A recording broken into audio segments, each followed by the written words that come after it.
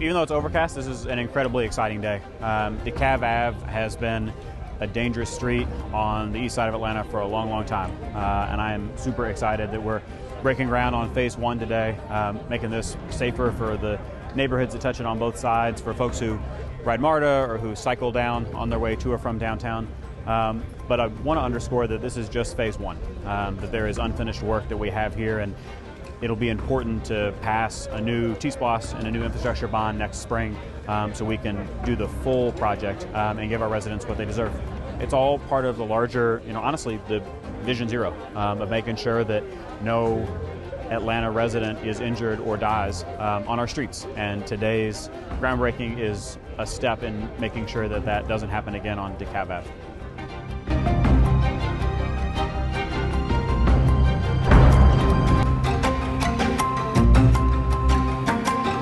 Greg, thank you so much. Today we are honoring Gregory Alexander, the owner of Cascade Family Skating Rink. Cascade Family Skating Rink has been right here in the Adamsville community over 21 years. We thank him and his wife for having this wonderful place where families and children have learned to skate and grow up and also learn life skill training here. So we want to thank them and congratulate them for being the owners of Cascade Family Skating Rink. 21 years right here in Southwest Atlanta. Gregory Alexander is a man of God. He's a man with great passion for the community. He loves this community. He participates in community cleanups. He gives out donations when in times of bereavement. And the main thing Greg does is make sure that our young men are mentored properly and they get everything they need right here at the Cascade Family Skating Rink.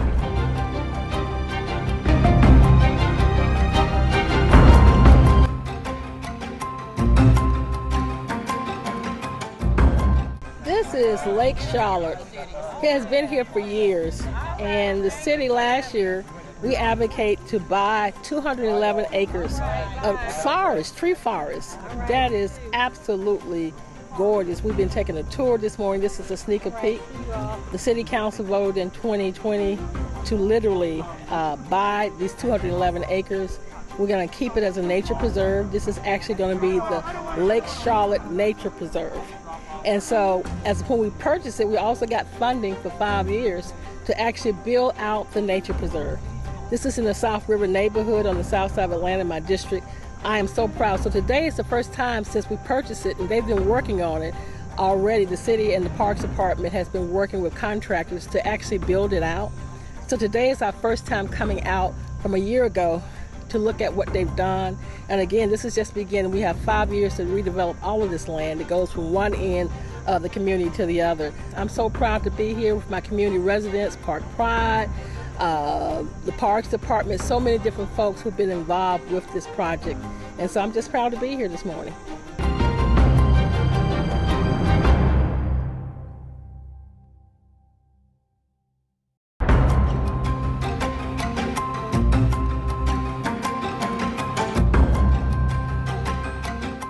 For his work as an accomplished performer, jazz film documentarian, composer, conductor, and historian, and his commitment to jazz education.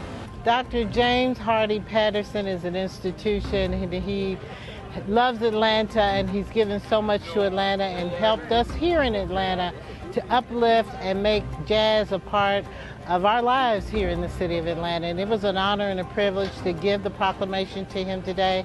It was signed by myself and all 15 members of council. And we certainly want to recognize people. We want to give them their flowers while they do.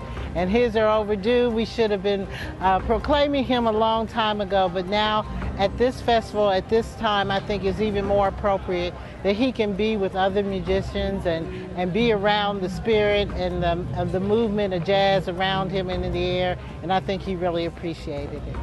We certainly miss coming together. We certainly miss our jazz festival, something that we look forward to every year, sort of a rite of passage for summer. But you know, the fall, going into the fall, it's not bad, it's not as hot, but people are coming out and able to social distance and enjoy good jazz music and fellowship with family and friends and hear the great sounds of jazz. Jazz history means a lot to Atlanta. There are many things that the city builds on, and you think about what brings people to Atlanta, and jazz, and particularly all of the jazz festivals that we have, they bring visitors in from other places. And when people come, some of them want to stay because of the music. I know music brought me to Atlanta. And then some people, you know, they come and they want to continue to visit. And of course that helps our revenue, it helps our city, and it certainly helps Atlanta's brand.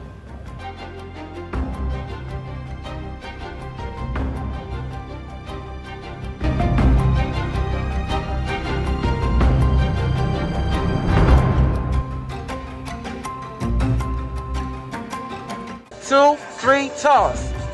We're here because to celebrate the groundbreaking for the first dog park in District 4, and not only in District 4 but in Southwest Atlanta, and it's right here in the Mosley Park community. So we're very excited to be here today.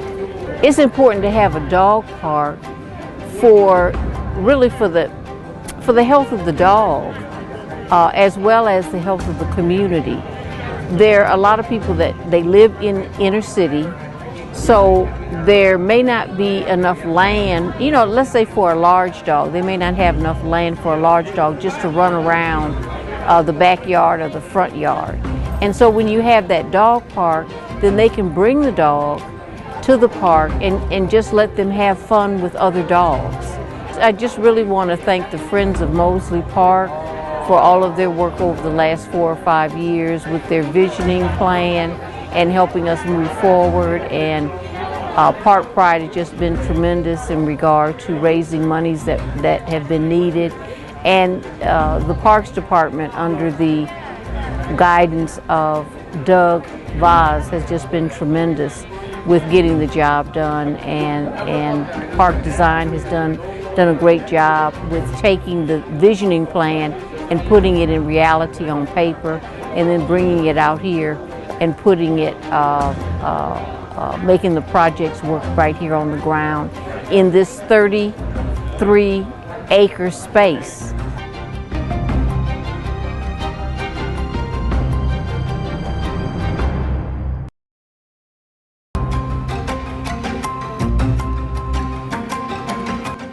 One, two, three.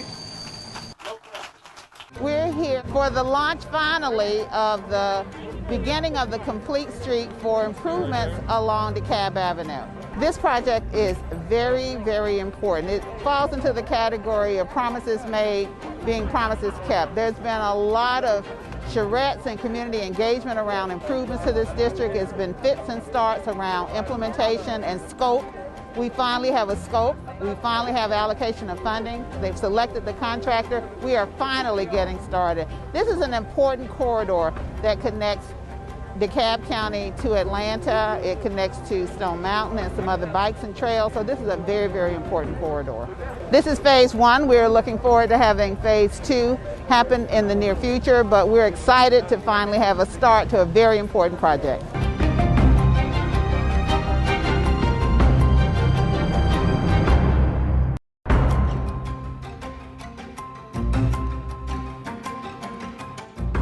Eventually, we're talking about a green space. You know, we've talked about putting a green space over there. We're here today actually celebrating a sneak peek of the opening of the South Side Trail.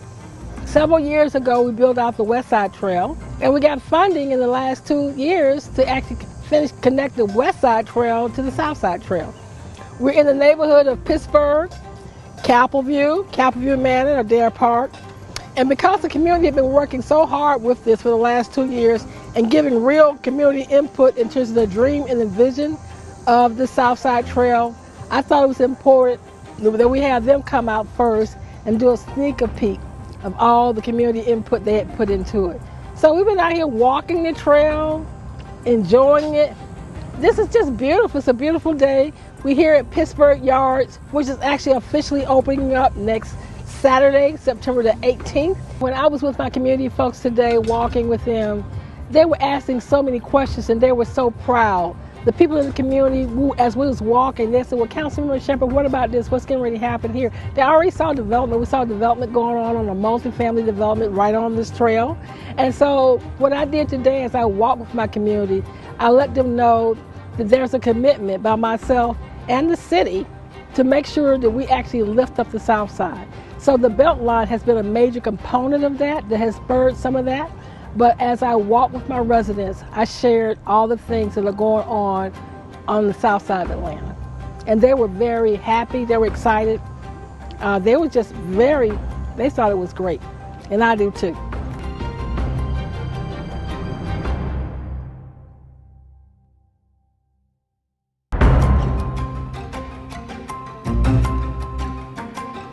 We're out here in beautiful Westwood, working with Councilmember Andrea Boone and the Westwood Community Group to deliver food to dozens of homes and hundreds of families here as we move into the holiday weekend.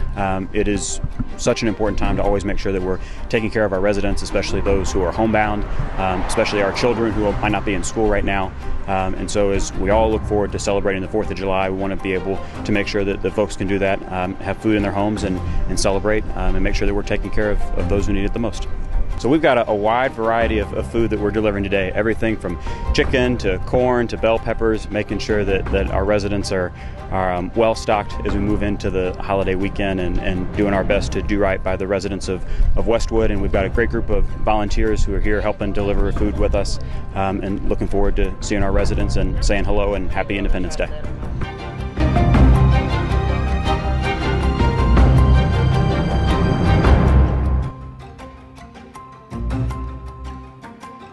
Even though it's overcast, this is an incredibly exciting day. DeKalb Ave has been a dangerous street on the east side of Atlanta for a long, long time. And I am super excited that we're breaking ground on phase 1 today, making this safer for the neighborhoods that touch it on both sides, for folks who ride MARTA or who cycle down on their way to or from downtown. But I want to underscore that this is just phase 1, that there is unfinished work that we have here, and it'll be important to pass a new T-SPLOS and a new infrastructure bond next spring, so we can do the full project and give our residents what they deserve. It's all part of the larger, honestly, the Vision Zero of making sure that no Atlanta resident is injured or dies on our streets. And today's groundbreaking is a step in making sure that that doesn't happen again on DeKalb Ave.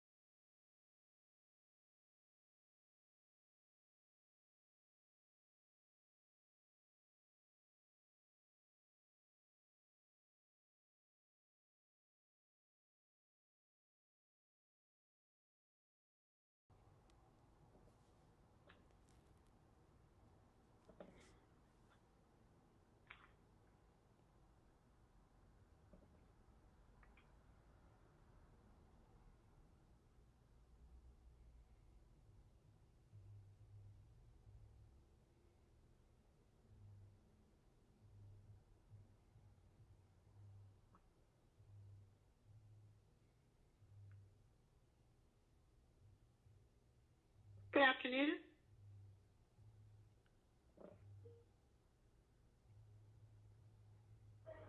Good afternoon, everyone. We are going to get started in 1 minute.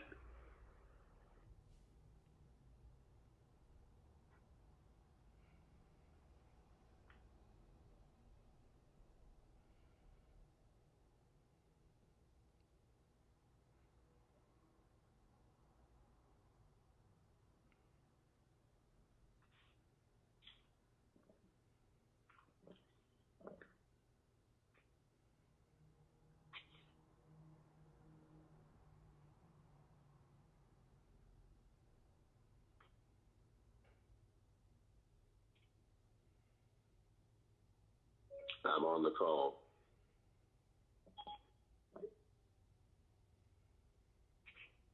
Good deal. Thank you much, sir.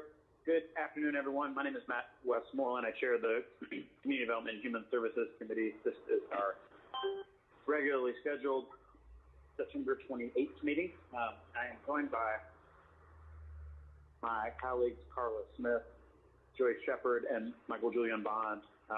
Councilmember Hillis will not be joining us today. Councilmembers Archibong and Brown hopefully will be. Ms. Lindo, will you read the remote meeting statement? Ms. Archibong is here. Good deal. Awesome. Thank you. Ms. Lindo, would you read the remote meeting statement, please? Yes, good afternoon, Mr. Chair. Good afternoon. Today's Community Development and Human Services Committee meeting is being conducted remotely as advertised and in accordance with Georgia Code Section 50-14-1. The meeting will be conducted in conformance with Robert Rules of Order and Rules of Council as authorized by the City Code. The public may access the meeting conference bridge toll-free by dialing 877-579-6743 and enter conference ID number 831-599-1256. This information was provided on the Friday, September 24th, 2021 public meeting notice. The public may also view the meeting on Channel 26, the Council's homepage at citycouncil.atlanta.ga.gov, Facebook and Twitter pages at HL Council, and the Council's YouTube channel. All presentations are available on the Atlanta City Council website and accessible via the Community Development Human Services Committee presentations page. Today's meeting agenda was also published and made available on Friday, September 24th via the city's website at atlantacityga.iqm2.com. In addition, the public is able to submit comments via voicemail at 404-330-6089 yesterday between the hours of 4 and 7 p.m. These comments will be played during the public comment portion of this meeting.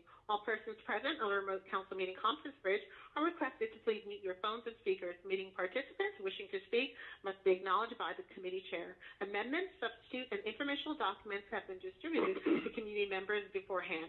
Thank you all in advance for your cooperation. Thank you much. Next up on the agenda is the adoption of it. I will make a motion to adopt our agenda. Is there a second? Second. Motion by Westmoreland, second by Bond. You'll open that vote. Ms. Archibong, how do you vote?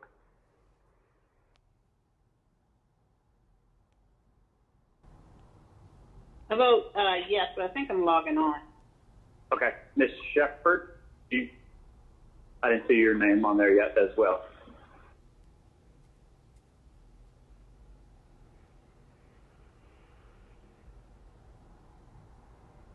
You there, Ms. Shepard?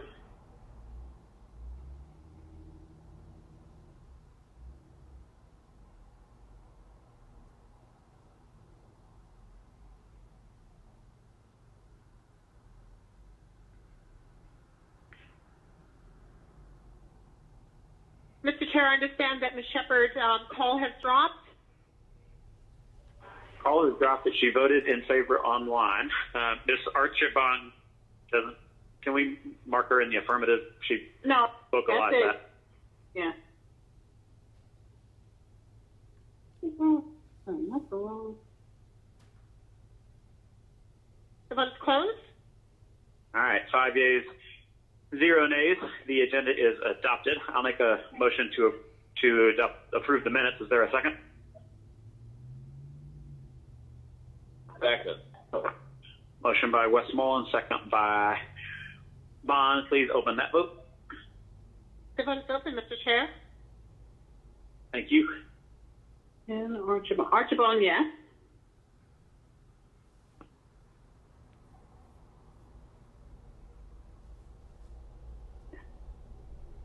The vote's closed.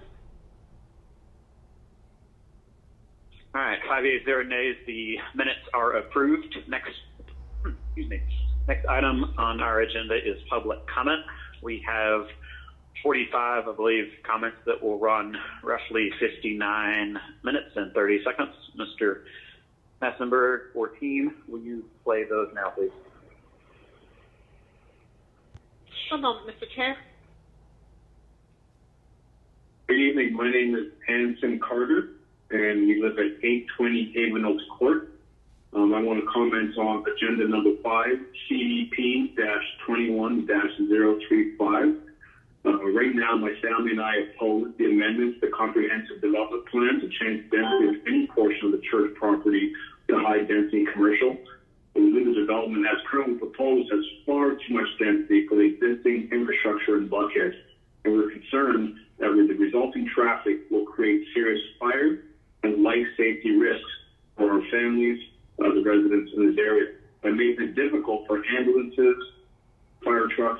cars, and other emergency response personnel reach a scene of emergency on a timely basis. Another major concern is that the church is intending to upzone all the property areas pertaining to high-density commercial. And I know this has been marked as work with trade community, but and the church has repeatedly said they want to stay on the property for the next 50 years. But if the church intends to stay and simply rebuild their auxiliary church buildings onto the sanctuary, why would they need to change the land classification to high-density commercial? If they intend to stay, you would think they would like to keep it as is. So something doesn't really smell right. It doesn't sit well with myself. Resident 820 Haven Hills Court lives here for the last 12 years in Atlanta, Georgia. And my family and I definitely oppose the amendment to CDP. Thank you very much. Hello, my name is Kathy Thomas, and I live across the street from the Wayuka Church that is attempting to zone the property as high-density commercial, and I oppose this amendment and think that it does not need to be changed to high-density commercial. Thank you very much. This is agenda number 5, CDP-21-035. Thank you. Bye-bye. This is Judith Taylor, and I am calling about agenda number 5, CDP 21-035. And I am opposing the comprehensive development plan change to the density of the portion of the church property at Wayuka Road, the church at Wayuka, to high-density commercial. It's already high enough. The zoning is already high enough, and that making it any higher would be horrible.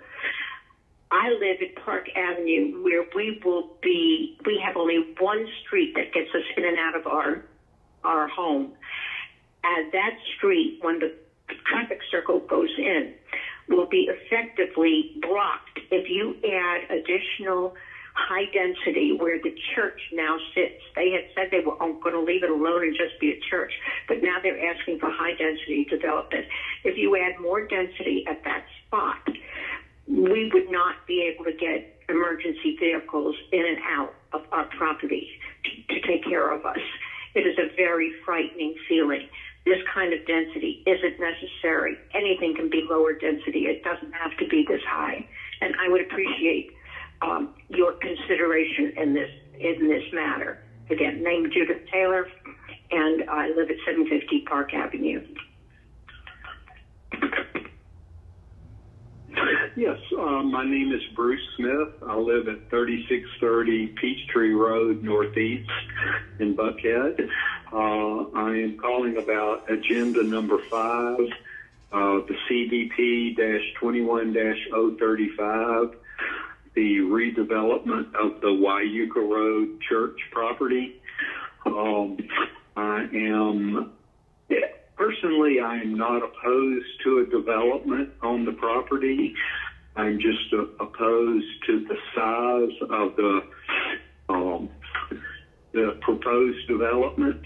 I live here and see the traffic. The fire station is across the street. It's constantly going. The infrastructure here is not up to par to handle a development of this size, especially with everything else that's already here. So like I said, I'm not opposed to a development, just the size and density of the development. I am opposed, however, to the church rezoning their property that they are supposedly going to keep. This has continuously been presented as a live, work, and pray community where the church is selling property so they can stay in the area. If they are planning on staying in the area, I'm wondering why they're interested in rezoning their property from residential to commercial. It makes me wonder what really the angle is on the church. So I just wanted you to know that I am not opposed to a development, just not the size of the development, and it's moving way too fast for me. I'm a member of the North Buckhead Civic Association. It moved so fast through there, my head was spinning, even though most of the members were opposed. So I would just like the city council and everyone to slow down a little bit and really think this through and study it and not just push it through. Thank you very much.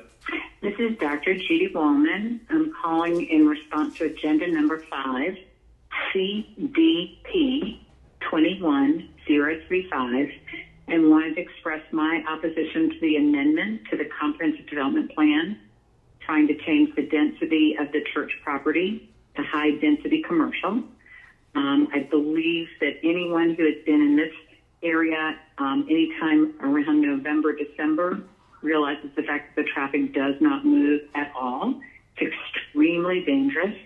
If there is ever anybody who needs either fire or police to get, or ambulances to get to this Ritz residences where we live, they will not be able to move when we start adding more density. They've basically been indicating that the purpose of the property was for a live, work, pray, and now the church is indicating that they want to change the density where the actual church is. And so I wanted to oppose that amendment to the CDP.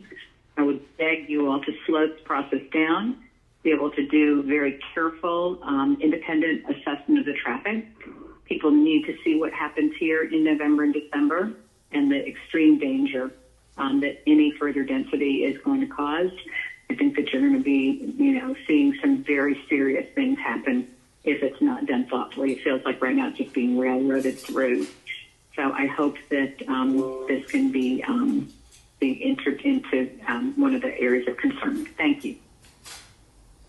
Hi, my name is Elizabeth Brand, and I'm calling regarding agenda number 5, CDP-21-035.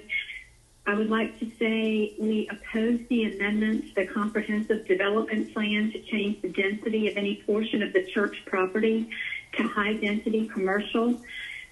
I strongly believe the development as currently proposed has far too much density for the existing infrastructure in Buckhead. I'm concerned that the resulting traffic will create serious fire and life safety risks by making it difficult for ambulances, fire trucks, police cars, and other emergency response personnel to reach the scene of an emergency on a timely basis. Another concern is that the church is attempting to upzone all of the property it is retaining to high-density commercial. The property has been professionally marketed as a live, work, pray community, and the church has repeatedly said that they want to stay on the property for the next 50 years. If the church intends to stay and simply rebuild the auxiliary church buildings north of the sanctuary, why would they need to change the land classification to high-density commercial? Please, please oppose the amendment to the CDP. Ask the City Council to slow the process down and take the time necessary to conduct an independent, holistic traffic analysis of the Buckhead area in order to develop a thoughtful traffic plan before adding more density. Thank you. Hello, my name is Anuja Sena, and I live near Peach Street, Wayuka Church, and I'm calling regarding the agenda number 5, CDP 21-035. My vote is to oppose the amendment to the Comprehensive Development Plan to change the density of any portion of the church to high-density commercial from low-density. My house backs into the church, and one of the reasons we bought the house was because the church was going to be low density, but changing that to high density would create a safety issue for myself and my neighbors in Haven Oaks Court, because we back into the church property.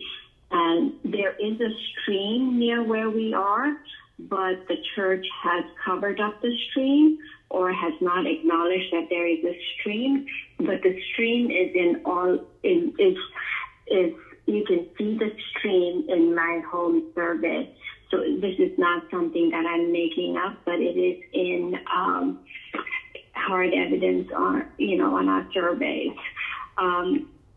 So changing it to high density would really be a hazard to the neighborhood environmentally, as well as increased traffic and safety, and also in regards to the additional south tower that is coming up next to the Ritz-Carlton, and the change in Wayuka Road to having a roundabout. I would strongly suggest that there is a thorough study done to understand the impact to the neighborhood and to just the traffic and safety, security, and environmental issues of the neighborhood. Thank you very much for your time. Hello, my name is Erica Carter, and I live at 820 Haven Oaks Court. I am leaving a message regarding agenda number 5, CDP-21-035. I oppose the amendment to the Comprehensive Development Plan to change the density of any portion of the church property due to high-density commercial. I believe this development, as currently proposed, has far too much density for the existing infrastructure in Buckhead. I'm concerned that the resulting traffic will create serious fire and life safety risks by making it difficult for ambulances, fire trucks, police cars, and other emergency response personnel to reach the scene of an emergency on a timely basis. Not to mention the fact that traffic in that area is already horrendous at any given time during the year, especially the holidays. Another major concern of mine is that the church is attempting to upzone all of the property it is retaining to high-density commercial. The property has been professionally marketed as live, work, pray community, and the church has repeatedly said they want to stay on the property for the next 50 years. If the church intends to stay and simply rebuild the auxiliary church buildings north of the sanctuary, why would they need to change all of their land classification to high-density commercial? Please oppose the amendment to the CDP, ask the City Council to slow the process down and take the time necessary to conduct an independent, holistic traffic analysis of the Buckhead area in order to develop a thoughtful traffic plan before adding more density. Thank you so much.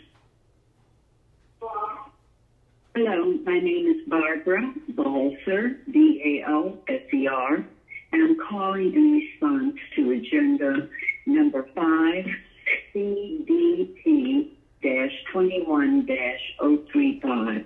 I very much oppose the amendment to the Comprehensive Development Plan to change the density of any portion of the church property, the Wayuka Church property, located at the corner of Wayuka and Peachtree Road. I oppose the amendment to the CDP of a portion of the church property to high density commercial. This is not supposed to be that kind of a zoning when it was granted. And I'm troubled by the fact that the church wants to change all the property to a high-density commercial zoning after they say they're going to stay there for the next 50 years. Well, then why do they need to change the zoning now? We have so much traffic in our area between the shopping center and the apartment building I live in, the condo building I live in. I live at Park Place. I live at Park Avenue, at 750 Park Avenue. We've lived there for 20 years, and the traffic has gotten increasingly worse.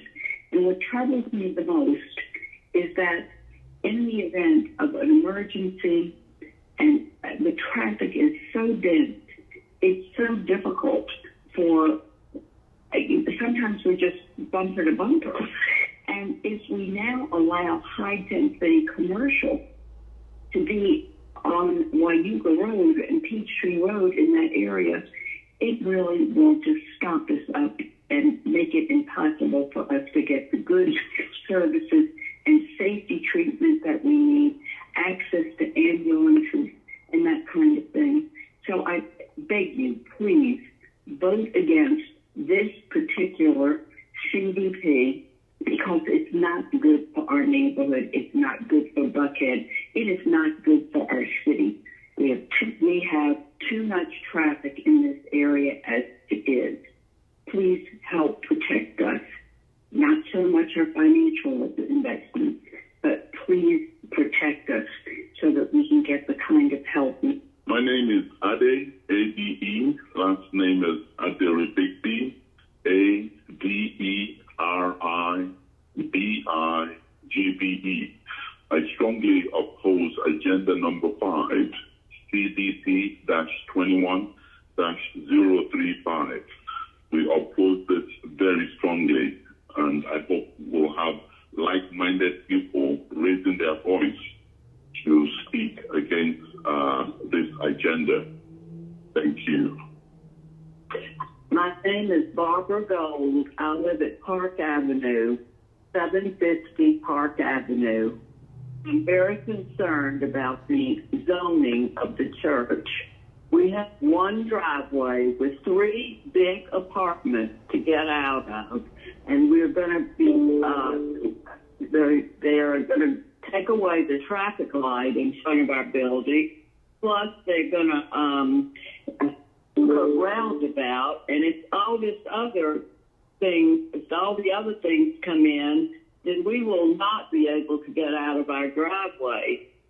And so I am against it. And it's agenda number 5, CDP 21035, and I oppose the amendment to the comprehensive development plan to change the density of any portion of the church property to high density commercial. It is a shame that it's going to get changed, and we are going to have so much traffic, and it'll be nothing but accidents around here. Please don't do this. Consider the people that live here and have to deal with the traffic already. Thank you very much. Hi, my name is Joaquin. I live in Buckhead and wanted to voice my support for the proposed upzoning of the lot at 3626 Peachtree Road Northeast from low-density residential to high-density commercial land usage. That's CDP 21035. Again, just wanted to voice my support for increased density in the area since it's close to transit and it's already a high-density residential and commercial space. I think more people and more commercial activity is good for our neighborhood. Thank you so much. My name is Mark King. I live in the Buckhead area, and I'm calling in reference to agenda number 5, CVP 21035. I want to make a public comment and a very strong recommendation to the committee that the project at the Wayuga Church is absolutely ridiculous as it sits right now.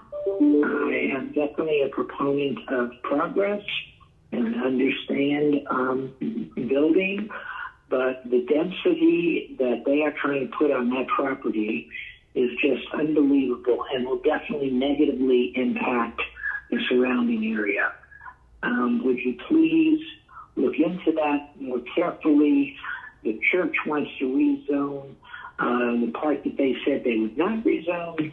They're looking to put up a huge office building, way bigger than it needs to be, and that's going to impact the traffic, the ingress, the egress in this corridor of Peachtree Road in Wayuga. It's going to back up traffic on Wayuga, on Peachtree Dunwoody, and I think that's something the and I hope you won't push this thing through and do some proper studies or make the developer do proper studies and see if we can cut down the density. I mean, they want to build a 30-story office building, which is just ridiculous. I mean, a 17 or 18-story building would be more than appropriate and profitable, but they're just trying to jam everything they can in, and I hope you won't let them do that. Thank you.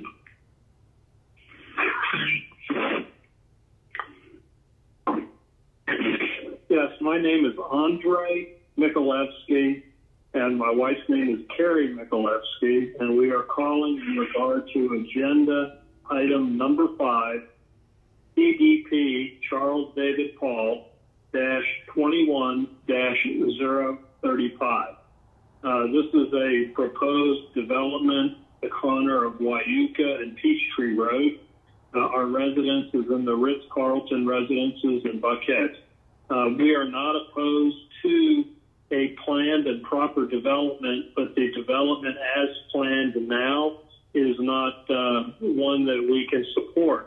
We would like to see a lower density property, and we would like to see more time in the planning process to work with the residents in the neighborhood to ensure that we have a building that is safe, secure, and doesn't detract from the property values that already exist today. So we are opposed, as it stands today, to agenda item number 5, CDP-21-035. Thank you very much for listening, and thanks for your help in correcting the situation. Amy Price, opposing agenda number 5, CDP-21-035. I oppose the amendment to the comprehensive development plan to change the density of any portion of the Wyuka Church property to high-density commercial. I believe the development is currently proposed as far too much density for the existing infrastructure in Buckhead. I'm concerned that the resulting traffic will create serious fire and life safety risks by making it difficult for ambulances, fire trucks, police cars, and other emergency response personnel to reach the scene of an emergency on a timely basis. Another major concern is with the church is attempting to upzone all of the property it is retaining to high-density commercial. If the church intends to stay and simply rebuild auxiliary buildings throughout their sanctuary, why would they need to change the land classification to high-density commercial? I am opposing the amendment, and I'm asking the City Council to slow down the process and take the time necessary to conduct an independent holistic traffic analysis of the Buckhead area in order to develop a thoughtful traffic plan before adding more density. Yes, this is Mike Thomas. I'm calling in regards to agenda item number 5, CDP 21035. Wanted to state my opposition to change the zoning to high-density residential, or high-density commercial that backs right up to single-family residential. I think we all could agree that that's a little bit much, and there needs to be a transition between the commercial zones, particularly high-density commercial zones, and the residential zones. I live in a subdivision that's catty corner that would be across from the new roundabout in Longleaf, and this would be very close to us, not to mention the single-family homes across the street, and even the single-family homes they're proposing with this development. In addition, there's life safety concerns. Obviously, having that much density with all the new projects that have gone in around here, there hasn't been a comprehensive study that includes the new Ritz Hotel, this project, Nobu, the apartment complex, Lifetime, all of these new projects. Somebody needs to do a more comprehensive study on this to make sure we don't have life safety issues regarding traffic. I appreciate the opportunity to speak, and have a good meeting. Thanks. Hi, my name is James Brazier, B-R-A-S-H-E-R, and I just wanted to call in. I'm a resident in Buckhead and wanted to call in and oppose the agenda number 5, CDP-21-035. Please mark my vote to oppose that. Thank you so much. This is Ravi and Nalini Saligram, Ritz-Carlton Residences. We oppose agenda number 5, CDP-21-035. Thank you very much for your consideration. Bye-bye. Hi, I'm calling about CDP 21035, the Wayuka Church rezoning. I live at the 3630 Peachtree Road, Ritz residence. We are the closest and most impacted residents and people that's most impacted with this rezoning. We oppose the rezoning to a higher density, and I guess that's it.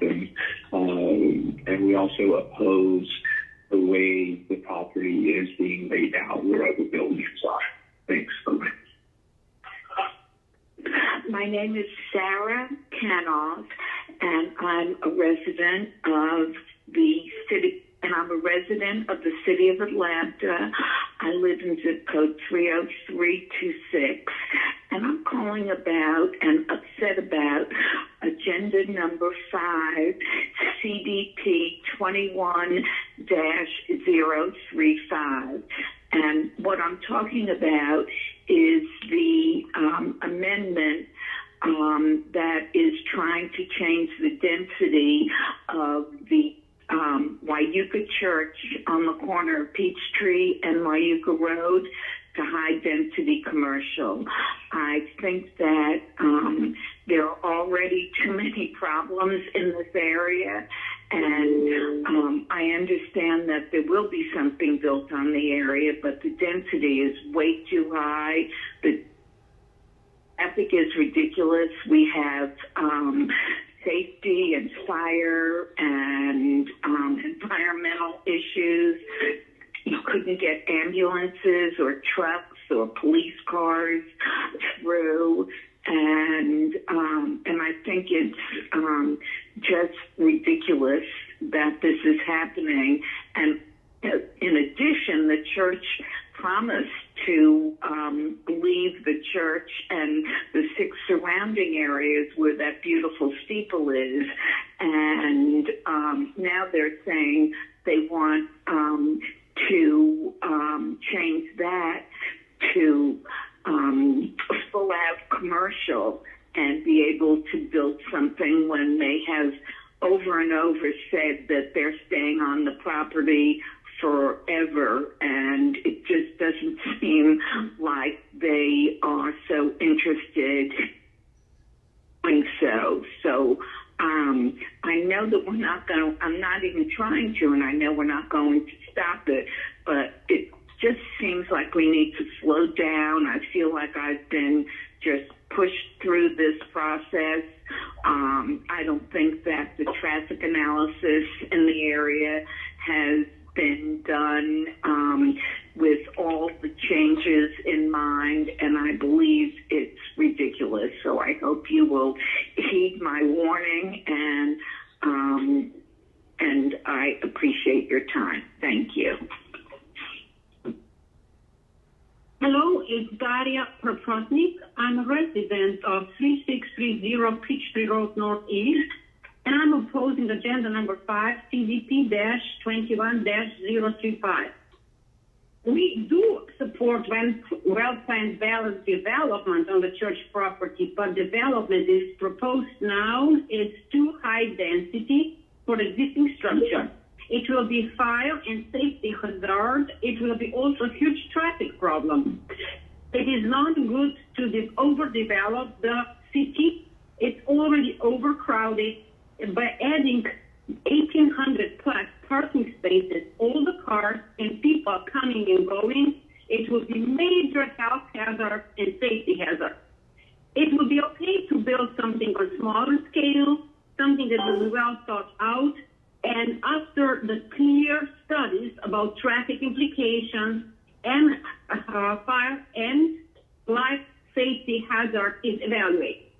Again, it's Daria Proprotnik. I'm resident at 33630 Peachtree Residential Unit, and I strongly oppose the agenda or proposal is in original language. It should be discussed and well researched and an elaborate done so that not harm will be done to the community, but the community will be developed instead. Thank you. Bye. Hi, this is Julie Miller. I wanted to leave a message that I strongly oppose agenda number 5, CDP 21035, in terms of the reclassification of the use of the property. Thank you very much. Bye-bye. This is Mrs. Gallagher, Diane Gallagher, and this is in regard to agenda number 5, CDP-21-035, and I'd like to oppose the amendment to the comprehensive development plan to change the density of any portion of the church property to high-density commercial.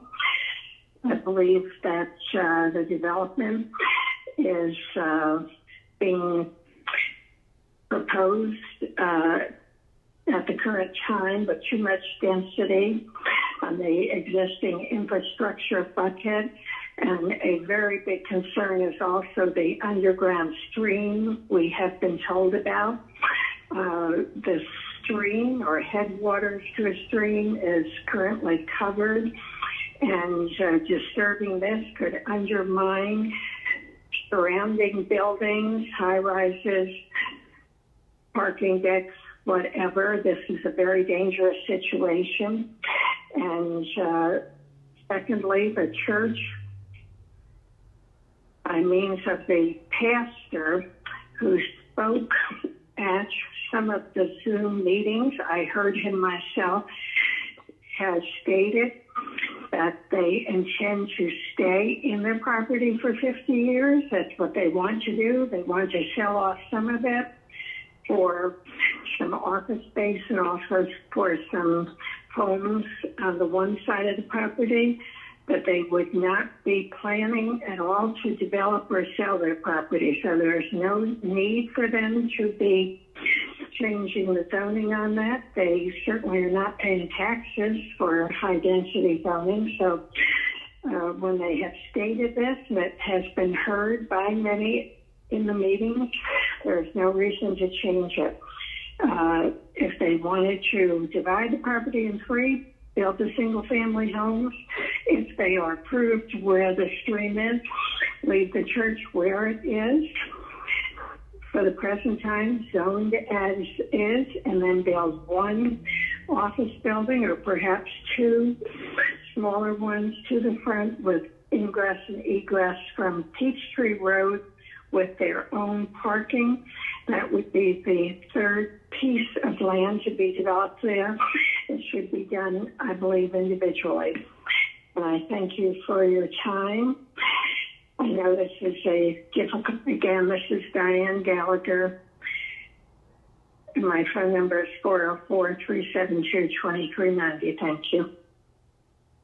Hi, my name is Jennifer Wu. I live at the Ritz-Carlton Residence, and I would like to oppose the agenda for number 5, CDP-21-035.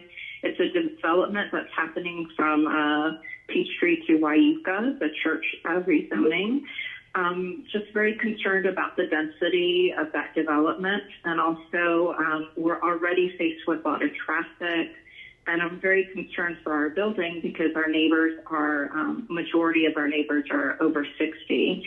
And it's already hard enough, just worried about them. And also myself, if there's an emergency, if there could be ambulance, fire trucks, and any help that we would need, it would be harder for them to get to us if this development goes through.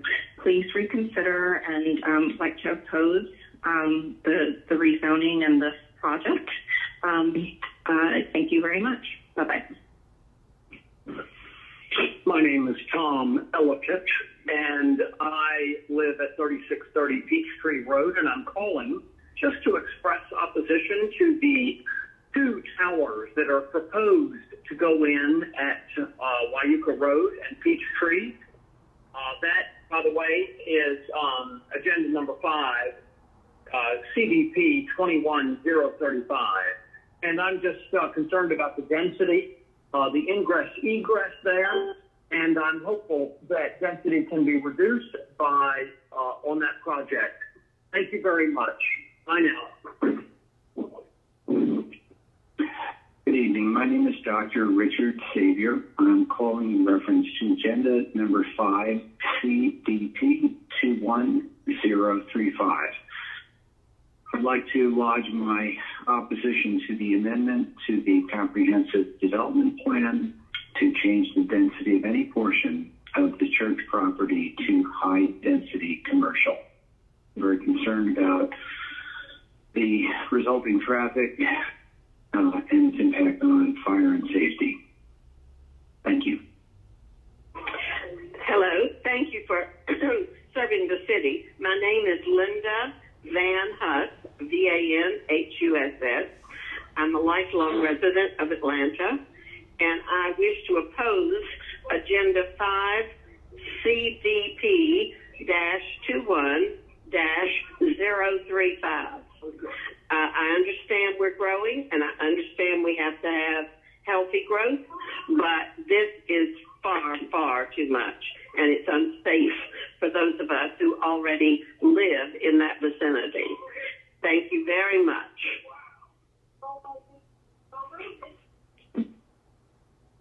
Hello, my name is Dr. Ofer Danan, OFFER-DANAN. Phone number is 770-695-5500.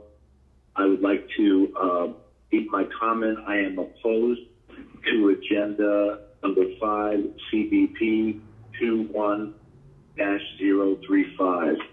Again, I am opposed to agenda number 5, CBP-21-035. Thank you. Frank and Ramona Jackson, we're opposed to all big development in front of the Ritz-Carlton residences. There's too much people there, too much cars. We would love you to just calm it down. We about development. We are not about having mega structures up there. So we are against it. Frank and Ramona Jackson, Unit 27, Ritz-Carlton residents. So thank you so much. Take care of us. We love you. Bye.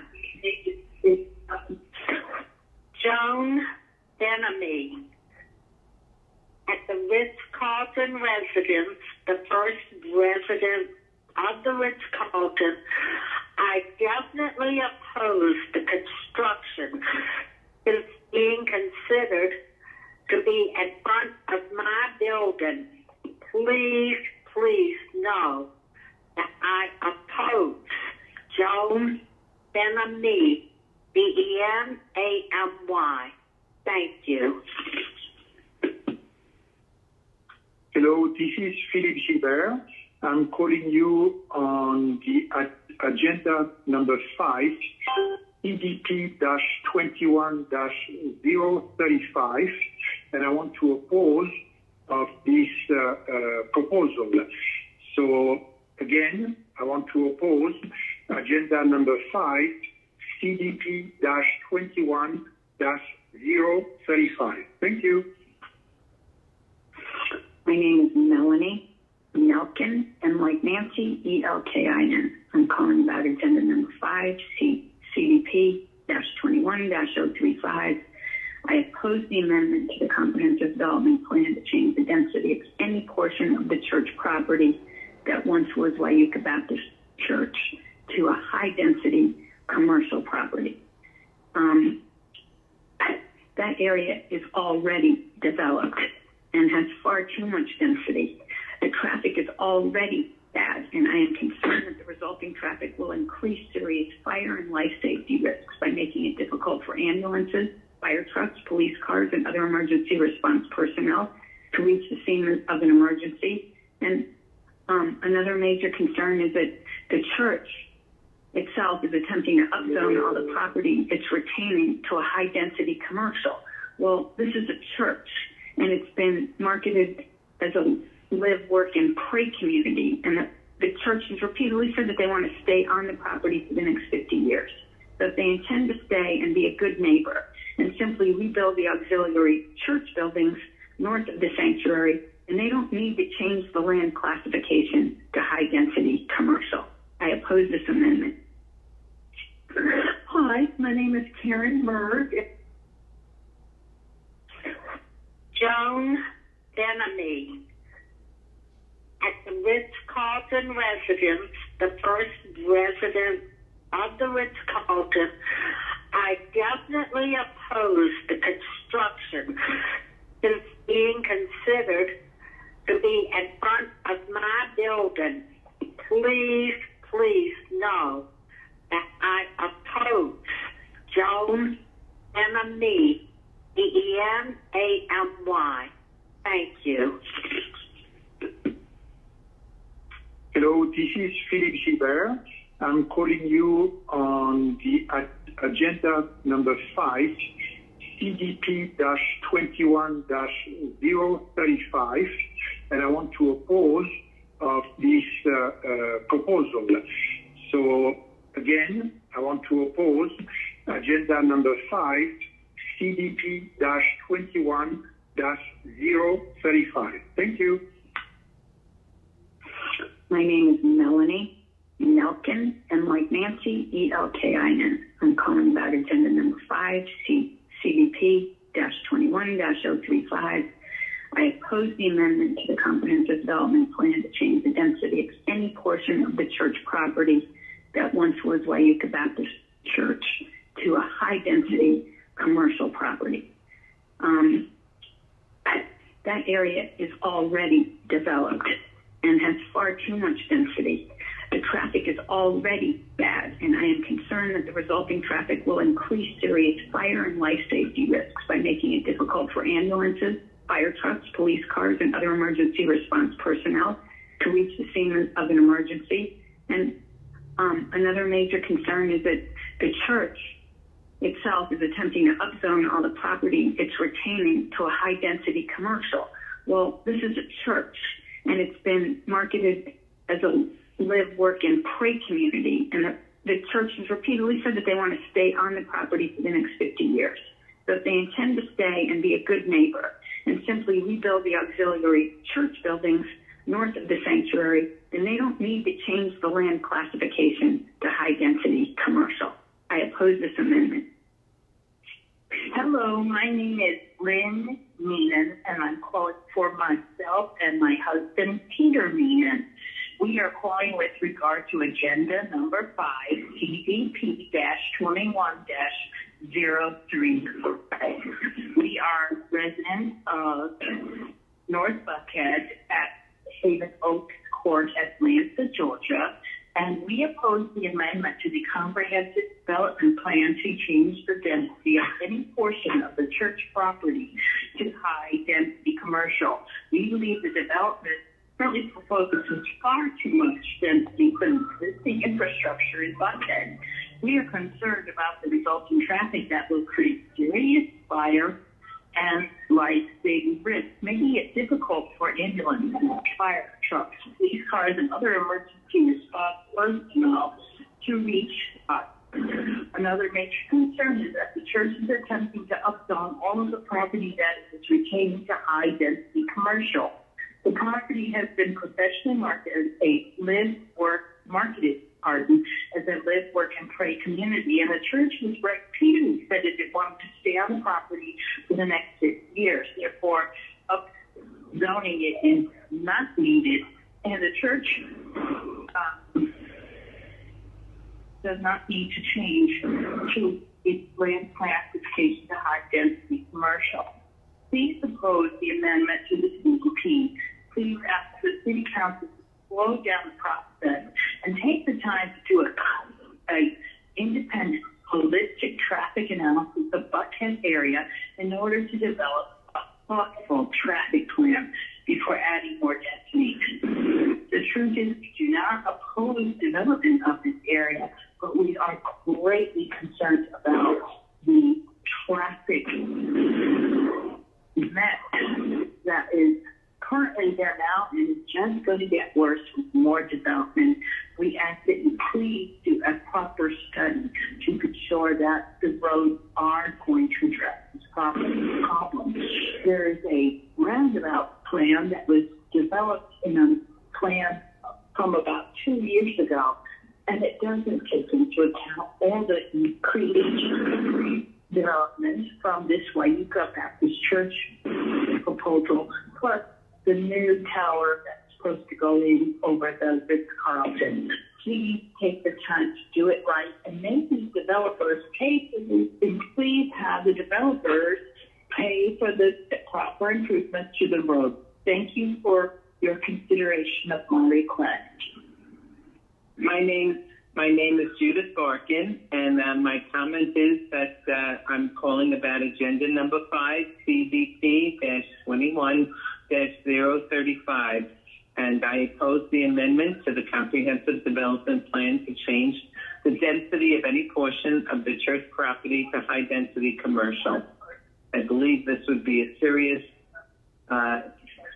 not to develop there is not the question. I just think the density is the high risk, and it makes it difficult for the egress of ambulances, trucks, police cars, etc. Thank you very much. Greetings, council members and staff, and special greetings to you citizens and voters of Atlanta paying attention to your government in action.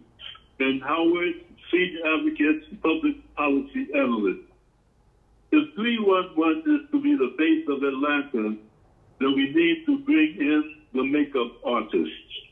After waiting 30 minutes, 40 minutes, or 50 minutes, the public is entitled to a smile on the hearts, minds, and lips of those serving the public through the 311 system, management included. Now to NPUR. The NPUR-9 maintains low attendance at NPUR meetings, averaging fewer than 50 residents, stakeholders, presenters, and city officials per meeting. Ineptness, obfuscation, confusion, and disrespect for the presiding officer and Robert's Rules of Order are so rampant that neither the council member from Council District 11 or the council member from Council District 12 or the postly at-large council member can help muster greater NPUR attendance out of the thousands of residents in those Southwest Atlanta council districts. One might think that movers and shakers like Antonita Robinson, Ricardo Jacobs, and Carlos Clare could double that attendance figure in an instant. They could, but they won't try to increase attendance because they know the fewer residents who attend, the fewer people they, the NPUR-9, have to try to exercise control over. They no longer fill the positions of sergeant-at-arms or parliamentarian. But be on the lookout, NPUR-9. Newcomers are coming to NPUR, and not all are willing to be kept under the thumb of Antonita Robinson, Carlos Clare, Ricardo Jacobs, Alvin White, Lynette L. Scott, Allison Hathaway, Cheryl Brown, Agent X, who will be identified later, Sherry Williams, and the undercover NPUR-9 cohort supporters and enablers. Be on the lookout. My name is Sally Mills. I am calling because the dialogue for CDHS public hearing on CDP does not work. I have dialed the number in the notice that is posted on the website multiple times, 877-499-2930. The passcode 3995242 on the memo posted online gets a response that says, not a passcode I can confirm. So we have been unable to monitor or appreciate what has happened at the hearing. Thank you. Hello, my name is Tony Mills, and I'm calling about items 1 and 5, the 2021 CDP Plan A amendment, and item 5, CDP 21-35. I respectfully oppose both items 1 and 5. The proposed for the 2.8 acre south parcel is simply too much for the Buckhead Road and other infrastructure to handle. The resulting traffic is already in an already crowded Buckhead streets will present a real and present fire and life safety dangers that cannot be swept aside. We believe our leaders have a responsibility to the community that elected them to balance the health and safety needs of the citizens with the economic objectives of the property owner, the developer, and the city of Atlanta. This is perhaps the most significant proposed rezoning and development in North Buckhead in many years. We don't oppose the development of a portion of the church property in a thoughtful and balanced way. We do, however, object to the applicant's proposed density and lack of a clear and unambiguous site plan to accurately depict all the roads and drives on the church property and how they would connect across the 3630 property to and from Peachtree Road and Peachtree-Dunwoody Road. We have requested such a revised site plan from the developer, but have not yet received it. We also requested building elevations, rooftop plans, anything that the developer might have for us to review other than the site plan. But we were told at this time, no such documents, no such plans are available other than some preliminary conceptual drawings. How can a traffic analysis be performed with limited information, conflicting data from previous traffic studies without factoring in the incremental traffic from all the pending and planned developments? How can they be reliable unless all the factors, including the recommendations made by Greta and ATL DOT, have been factored in? Those recommendations were issued after the traffic plan was developed. Bottom line is that we believe the city has a responsibility to engage qualified independent traffic engineering firms to perform an independent holistic traffic study for the quadrant and Peachtree corridor, to look for a potential solution that might provide broader and longer-term traffic solutions for the community. The other issue of great concern is the church is proposing to upzone the property it's retaining from sub-area 3 to sub-area 1 and change the classification of its retained property on the 2016 CDP to high-density commercial. We object to that. It's not necessary. The church plans to remain in place for the next 50 years, so they exist finding the existing zoning and the existing low-density classification of the CDP.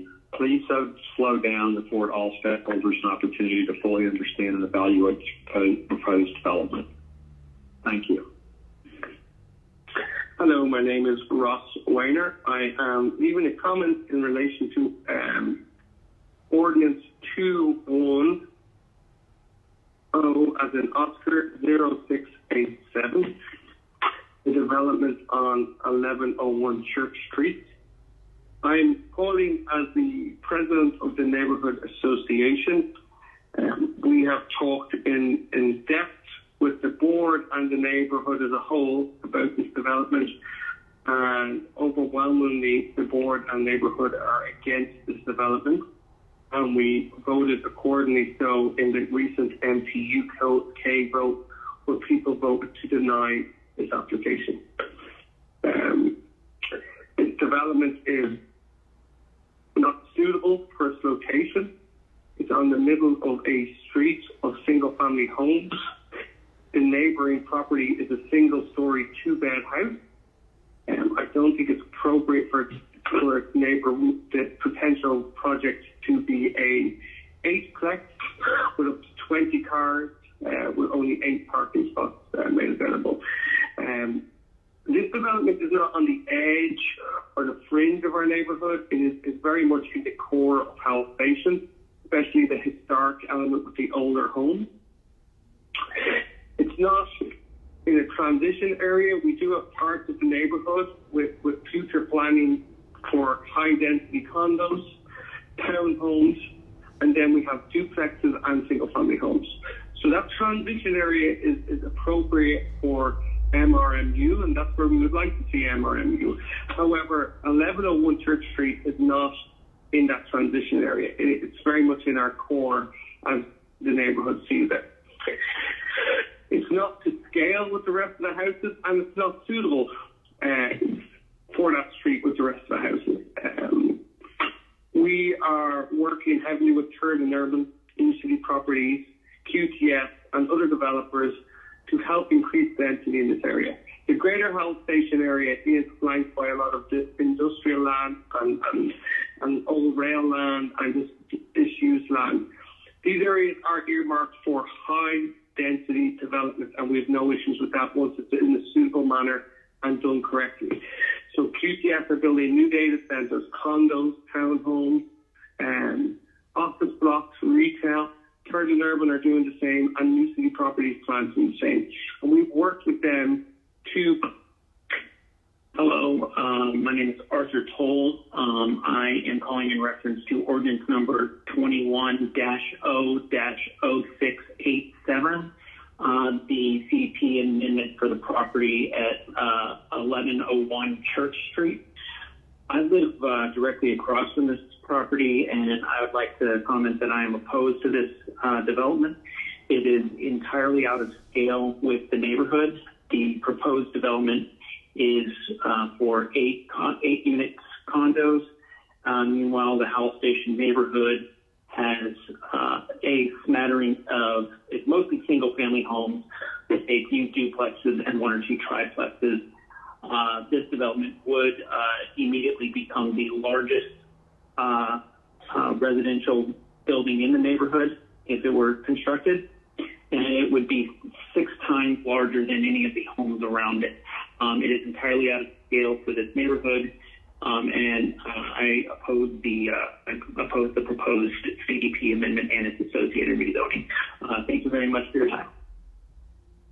Hi, this is in regards to a CDP-21-035. My name is Beanie Delaguardia, and I oppose the amendment to the comprehensive development plan density of any portion of the church property to the high density development as opposed to the Buckhead area. One of our major concerns is that it will cause severe overcrowding, and then it will be very difficult if we need police, if we need the fire department, emergency EMCs, all of that to get to this area. So we're also concerned about the traffic issues that will be caused by it, and we would really appreciate your attention to this, and we do oppose the amendment for the comprehensive development plan for any portion of the church there on Waika property to high density.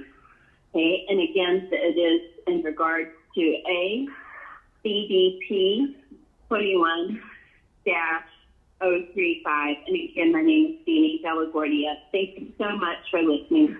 Have a good evening. Bye-bye. Hi, my name is Louise Sansky. I'm calling to oppose agenda number 5, CDP-21-035. Thank you. Betty Abbott. The effect of the proposed CDP and zoning ordinances on neighborhoods would be to destabilize and deforest them based on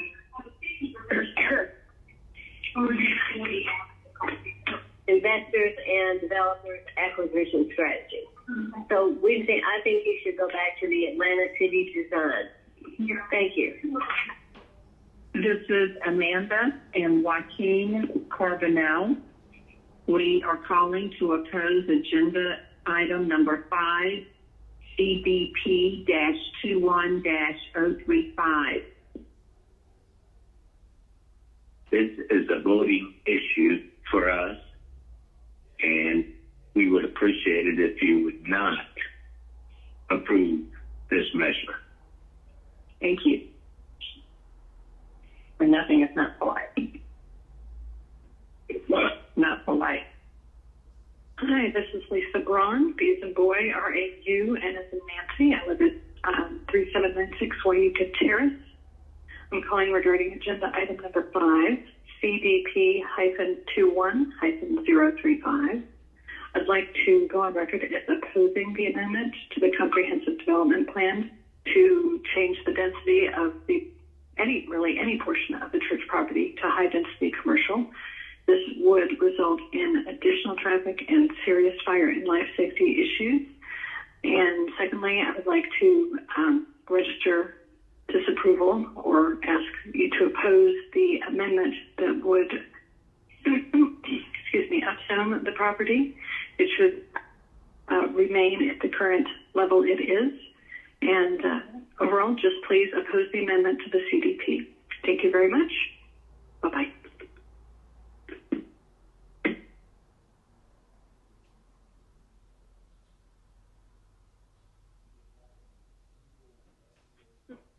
Mr. Chair, I believe that concludes our public comments. So it does. Thank you, Ms. Lindo. And thank you to the members of the public who reached out to share their comments about various agenda items. Next up on our agenda are two presentations. One will be a quarterly update from the Department of City Planning, and the other will be a report on mental health services from the Commissioner of HR. So, Commissioner Keene, why don't we start with you?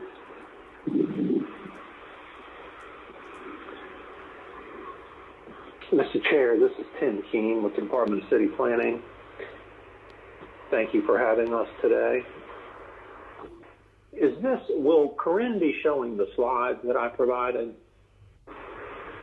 Yes, sir. Okay. I'm going to go through some slides for you today, and the topic is really population growth in the city. A few reasons for that. One is the last quarterly update I provided was actually in July, 2 months ago, since that presentation had been delayed a little bit. So it was only 2 months ago that I last presented. In August, we received from the census the official 2020 census number 2. And number 3, the population that we plan for is a essential part of the important public discussion around much of the work that we do as a city and as a planning department. So wanted to kind of update you on the city's population and how we're viewing our efforts as it relates to the city's growth in the context of Atlanta city design. So Corinne, you can go to the first slide, which gives us our population change between the population increase we had between 2010 and 2020. I'll point out that, of course, the 2010 number and the 2020 number are official census numbers. All of the other numbers on this particular chart are estimates that the census makes each year population. I point that out because, as you'll see in 2019, the census estimate had our population at over 506,000 people. The actual census number that we received in August put us at 498,000. Next slide, Corinne. Putting that in a longer context, the city's population since 1970. 1970 is significant. That was the highest population in the city's history at over 496, almost 497,000 people. You can see the city's population going down from that high point. In successive censuses, until this most recent one in 2020, where we eclipsed the previous high population in the city.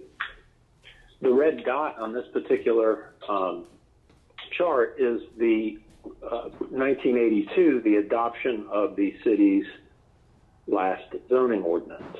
Significant because, as you know, we're starting what will be a lengthy process to replace our 1982 version zoning ordinance with a new one. Had a presentation about that at zoning committee this week. But the last zoning ordinance that we had adopted in the city in 1982, as you can see, was at a time when the city's population was declining. That is obviously no longer the case. Corinne, you can go to the next slide. This one shows the city's population as a percentage of the region's population, significant for many reasons, but tells the story of Atlanta and our region, really, since 1970. In 1970, we had almost 27% of the region's population was in the city. And as you can see, the region grew dramatically over that 50-year period, and the city's population was static or declining until recently. So it's the city's share of the regional population is now substantially below 10%, which is unique among cities in this country to have such a small population of the region residing in the city. Next slide, Corinne. This is our construction valuation that we've permitted since 2011. So coming out of the Great Recession, the scale of construction that we've permitted, the city of Atlanta has permitted, and this tracks with the population increase, a significant amount of construction over the past few years, a record amount of construction in the city. And that pace continues into the current fiscal year. Next slide, Corinne. I want to relate this to our plans for population growth in the city and how they affect our work. When we did Atlanta City Design, we intentionally brought in someone to help us think through the city's population growth relative to the regions and determine, and I'll get into this in a minute, what would be the best scenario for the city. Again, when we started that process, this is pre-2020 census, the regional population, 5.5 million, was projected to grow by 2.5 million. The chart on the far left here of this particular slide, regional population at 5.5 million, projected growth of 2.5 million. That's a huge amount of growth, adding very large regions in this country to ours over the next generation of growth in Atlanta and in the region. And with the help of people that do this kind of work and look at trends with regard to growth and where people prefer to live and efforts that we know we need to make as a city to preserve the population that we have, as well as attracting newcomers to the city, the outcome of that analysis was that the city should aspire to have 25% of the region's growth occur within the city, just 25%. Many cities in this country that have 25% of the region's population. The 25% of the region's population the city should be seeking to include within the city. This would mean that the city's population would go from about 8% of the region to still a modest, but more, 15% of the entire region. And that would take our population to 1.2 million. That is the analysis that was embedded in Atlanta City Design around if we're designing the city in a period of really, really significant growth, unprecedented growth, as you can see by the 2020 census, then we need to be thinking, what would we optimally be looking at designing the city for? Next slide, Grant. Which is the point here, really, is that the seeking to have 25% of the region's growth happen in the city and achieving a population, designing a city for 1.2 million people, is not looking at how do we manage growth or mitigate the effects of growth and development. The question is, what's the optimal scenario for growth in the city? What would be the best version for us?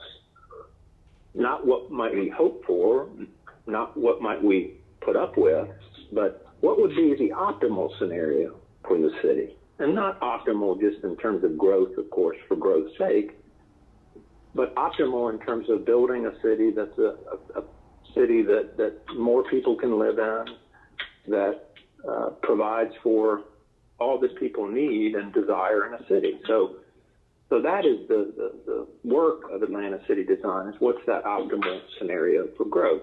And the reason for taking this approach, you can go to the next slide, Corinne, is that these are the most difficult challenges facing cities. I mean, these are, as you know, extraordinary challenges in the short term, today, They're extraordinary in the midterm and the long term. And in particular, issues around affordability, mobility, and sustainability are issues that cities are struggling with everywhere.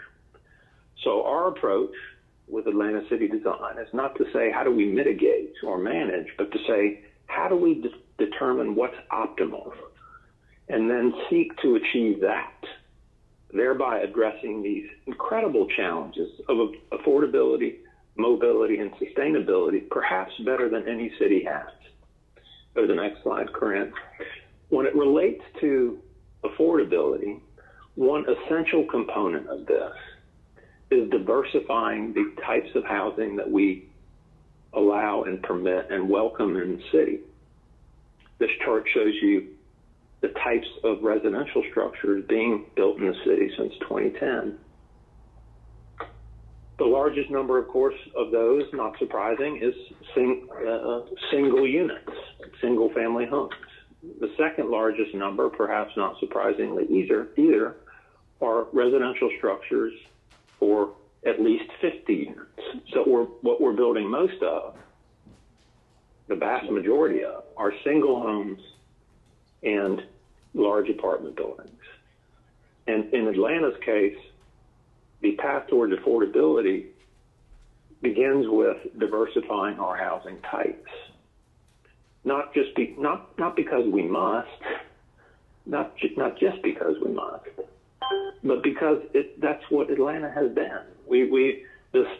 This is a fairly recent phenomenon that the city is mostly single family and mostly large apartment buildings. We have a great legacy of a variety of residential building types that we seek to, again, allow in the city. And this issue of addressing housing through our actions as a city is fundamental to the ability of Atlanta to remain an affordable place to live. Next slide, Corinne. And then as it relates to mobility, it is doing everything we can to align our practices that relate to land use, development, construction, align them with the transit system that we have and the transit system that we're building as a city. The slide, of course, shows us where our existing MARTA stations are, that we do everything that we can from a zoning, land use, development perspective to ensure that these particular places, which are unlike others in the city, we've invested publicly to make these the most transit accessible locations in the city. We'll be expanding these locations, but these are the ones that exist today, that we do everything we can to tie increased density to these locations, because the more people that can live in these locations, the more people that will be able to drive less and perhaps be able to live in Atlanta without a car, which is the ultimate outcome that we'd be seeking, for people to be able to choose or live here in that manner, since that is the most affordable outcome we could seek for people. This tying together of housing and transit and mobility is one of our central to everything that we're doing. And then the third one, Corinne, you can go to the last slide, as it relates to sustainability. Or next slide, I'm sorry, Corinne, not last, but next slide. There's lots of writing on this, starting really in the mid-90s, about the fundamental, the threshold issue when it comes to cities sustaining themselves and adaptation to climate change and things of this nature, is cities, is density, not again density for density's sake, not density anywhere, but careful,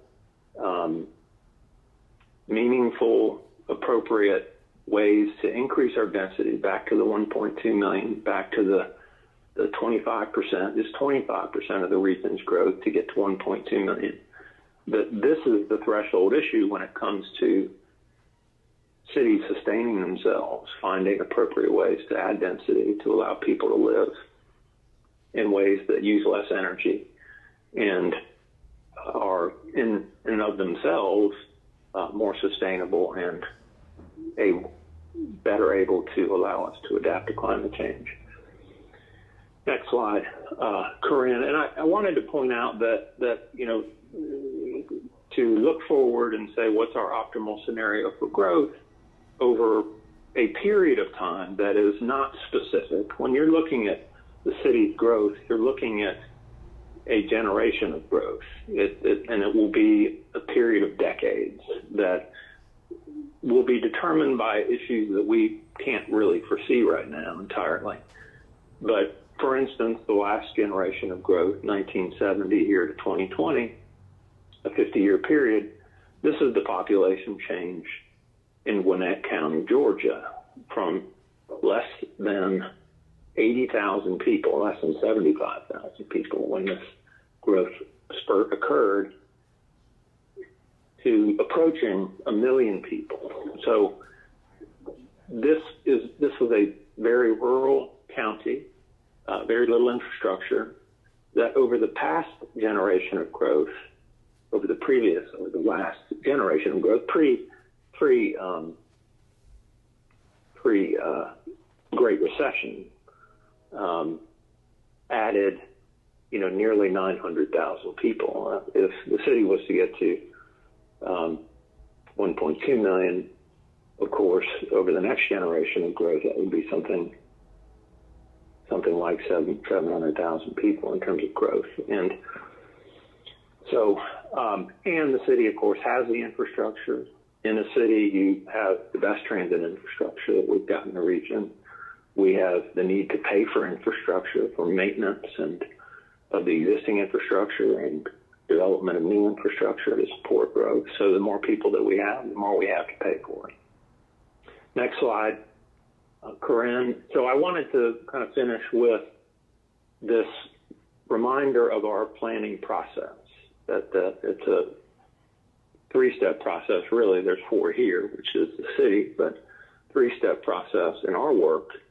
It begins with Atlanta City Design, included in the city charter in 2017, which is the concept by which we seek to, in phase 2, design development, further detail Atlanta City Design in ways that are advantageous to specific action. So, for instance, Atlanta City Design Housing is the most recent one. One of the earliest ones after Atlanta City Design was a new transportation plan for the city. So we have phase 1, Atlanta City Design, phase 2, deeper analysis into specific issues. So in those cases, housing and transportation. And then phase 3 being specific actions. I've got a design for construction here, but it's really designed for action or implementation, which includes construction, but also can include specific ordinances, zoning changes, other action that allows people to build or is actually building ourselves, such that we seek to, as best we can, achieve the city that's outlined in Atlanta City Design. That is my last slide. There is another slide, Corinne, but that is the conclusion of my presentation. So, Mr. Chair, any questions about that? Happy to take them now. Colleagues, any questions or comments?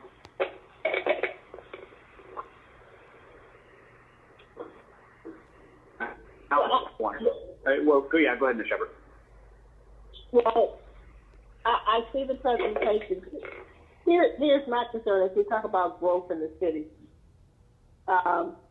My question is, as we talk about growth, what we know across the city is we have affordability, housing affordability issues.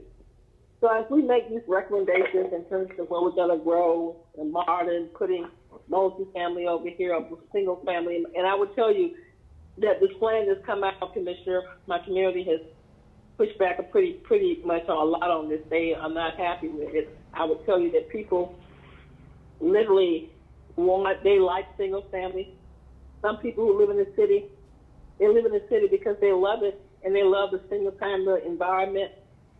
We know we're talking about around MARTA, but as we already know with the Beltline in terms of multi-family, the Beltline also brings in income levels that are extremely high. So as we talk about rezoning and making these things happen in terms of the comprehensive development plan, if we don't do that in alignment with how do we create affordability as a part of this growth, then what we get ready to do is act as a part of this growth, just what's happening, which is pretty much already happening in a lot of parts of the city, is that there are people who are not going to be able to live in the city. And so, and also, I just still have over in my area, on Murphy Avenue, an area, that area is the area that you all could contemplate doing and somewhat recommended. But I'm not sure if I can see, my community is already saying that they don't necessarily want to have a huge, massive amount of density in a concentrated area where at some point it will become so overwhelming that that's not the vision for the community. And if we're going to have these discussions, we need to go a little deeper. I know this is your recommendation just based on growth and in the city of Atlanta growing, but it's just not about growth. It's also about equity. It's also about balancing the community. It's also looking at everything comprehensively, not just about the growth of the city. So I have some apprehensions about it, but I'm really interested in looking at these details. It's very interesting, but I'm not sure if this is the right approach, and I'm just giving you my opinion. If we can't do it in terms of some regulations on inclusionary zoning more, and not just for 15, 20 years, with some rent controls or some other things that look at that, and also just scaling it back where even though we're looking at the growth of the city, sometimes just growing the city doesn't mean that we want to grow the population to the point that it's creating a whole different type of city. So I just have some questions about that. That's all I have to say.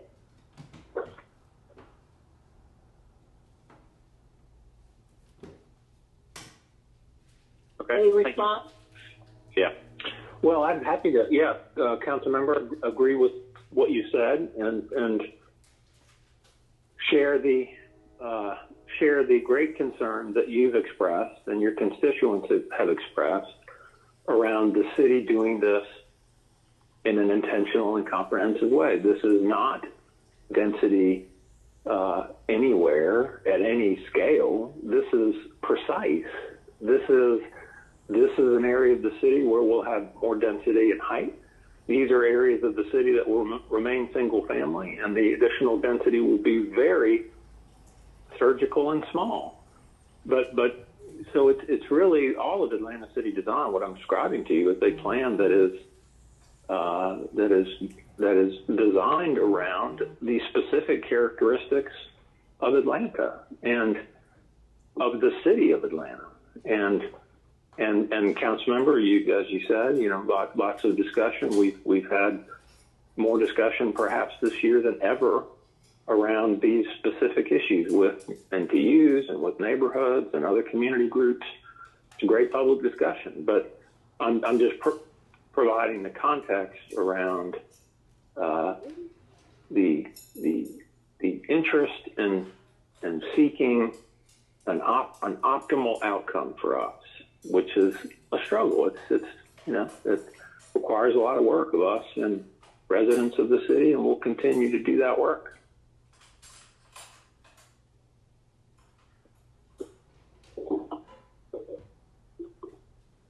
One question from me and colleagues, if anyone else has any questions.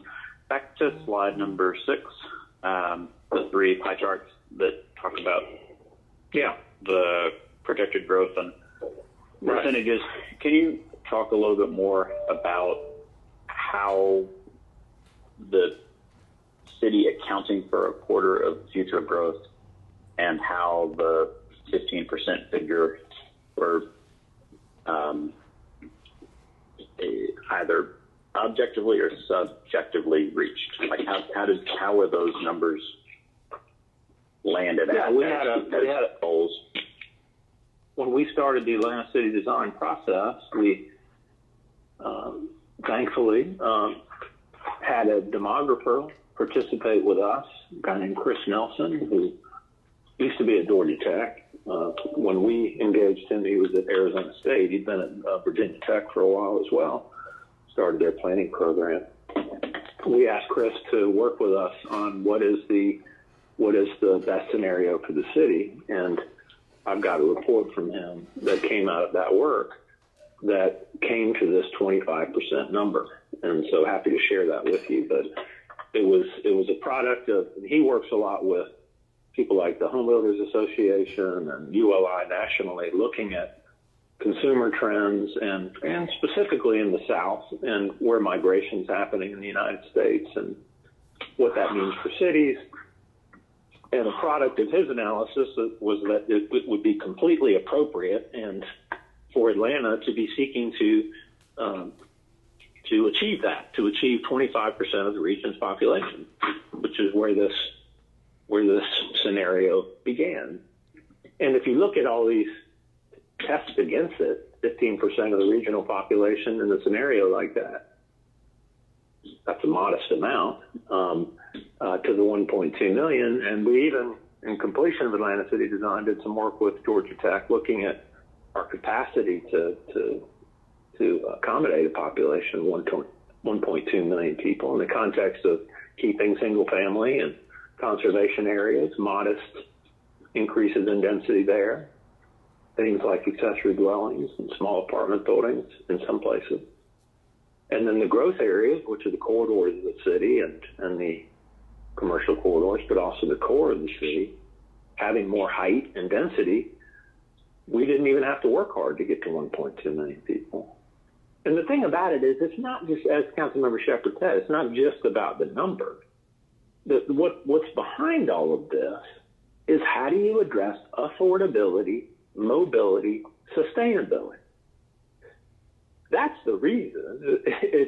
It's the optimal scenario for growth and achieving that 1.2 million people is a target for us to do what we must do to be an affordable city and a mobile city. If more and more people come to the region, they don't have access to transit, we're doomed.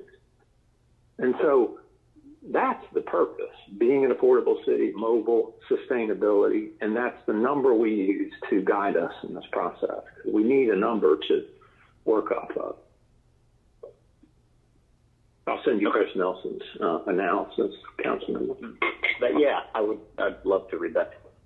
So it was looking historically at the 26.7% from 1970 and thinking that was something that, since that was a fact 50 years ago, that was something that was either reasonable or optimal or attainable number over the next generation of growth. No, it wasn't. It was looking at what our population is today, what is the projected population for the region, which is a projection that comes from the Atlanta Regional Commission. So the Atlanta Regional Commission was saying at the time that we're going to add 2.5 million people to the region. That was not our number. That was their number. They continue to project that the region will add between 2.5 and 3 million people. Hugely significant number. And then Chris Nelson was looking at when you have a scenario of that scale of growth and look at the decisions that people are making about where they live, what is reasonable for the city to expect of that 2.5 million people would choose to live in the city if they're given a good option to live in the city. And that's the 25%. Not 75%, just 25% of that growth would seek to live in the city if they're given a good choice. Okay. And his research lays out how that figure was landed at as opposed to 20% or a third or even higher or lower. That's correct. Mm-hmm. Okay. That's correct. I would love to. I've read, obviously, Atlanta City Design, so I see the pages where his work is referenced, but if you could send the full report, that'd be an interesting read for a data. Yeah. Okay. Absolutely. Thank you. Colleagues, any other questions or comments? All right. Thank you much. Appreciate it, Commissioner. Mm-hmm. Next up is a report linked to a resolution that Councilman Hillis sponsored a couple weeks ago around employee mental health services. Mr. Norman, are you there?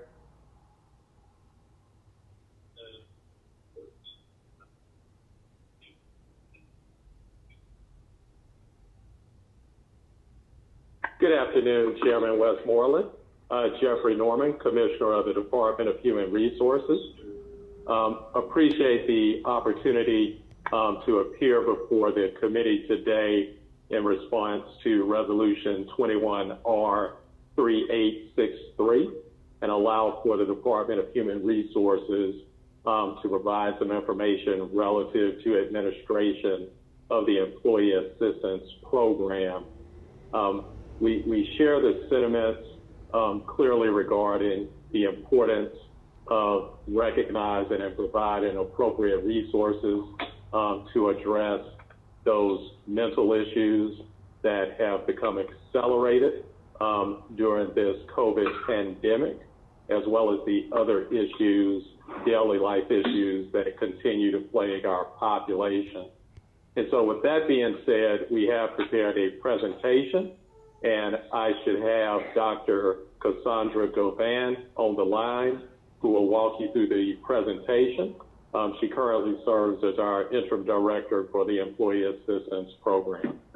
Dr. Govan? Yes, hi. Good afternoon, everyone.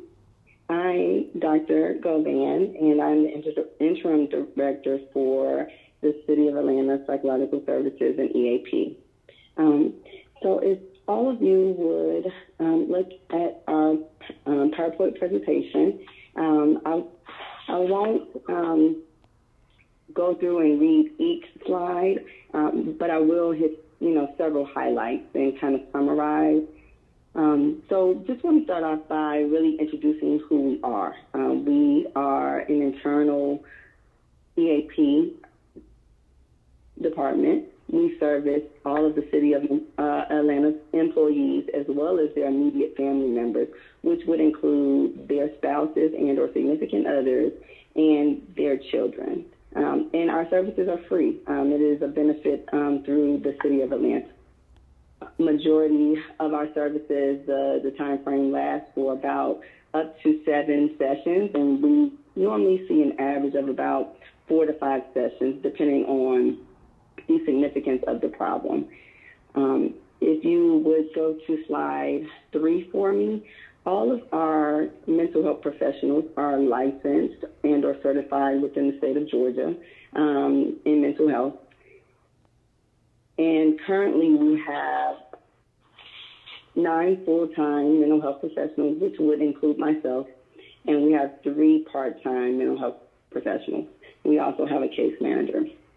And so that is, so our benchmark would be roughly to have 1.5 full-time clinicians per every 1,000 employees. And we used about 8,000 employees as a round number, which would bring us to about 12 full-time clinicians. And so the hope is that we would be able to turn those 3 part-time positions and make them full-time, and then we would be able to hit our benchmark and thus making it easier for us to extend our services to more of the City of Atlanta's employees. If you would go to slide 4. So we did a utilization review from April to August of this year, and we had approximately 876 service call requests. And what that means is, because we are a 24-hour department, that service request could have come from the standpoint of a crisis call where a police officer or a firefighter experienced a critical incident, such as a really bad car accident, something similar to Final Destination is kind of how we describe it, where there was a fatality, but it was really, really traumatic. We also we respond to officer-involved shootings. So if an officer discharges his weapon in the line of duty outside of training, then my office responds to those calls, as well as the everyday calls that we get for services, which could be family therapy, could be couples, it could be individuals. So between April and August, we received 876 calls. And I'm going to go to slide 5.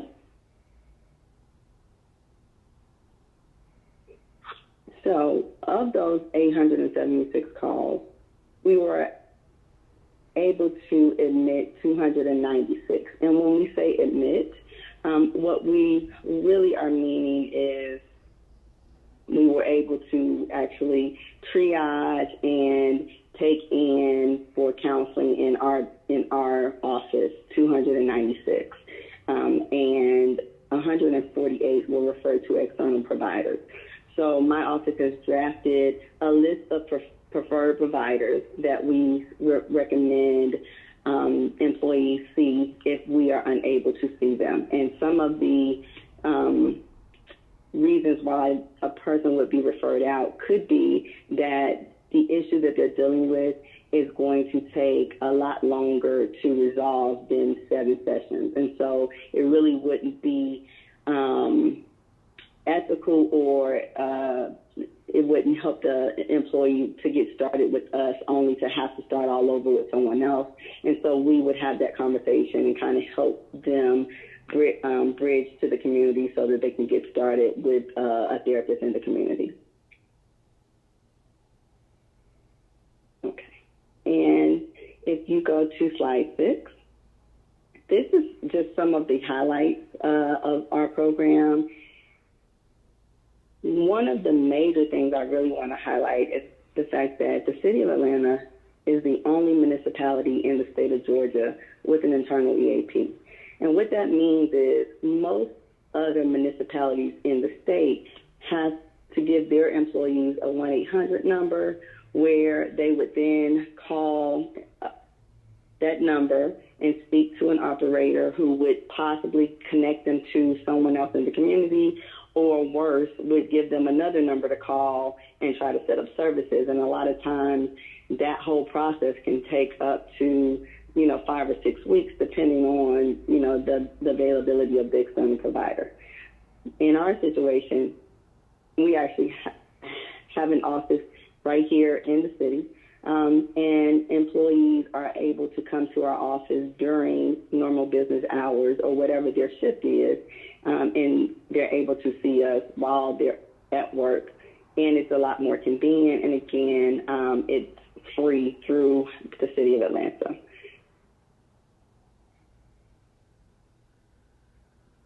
Okay, slide 7.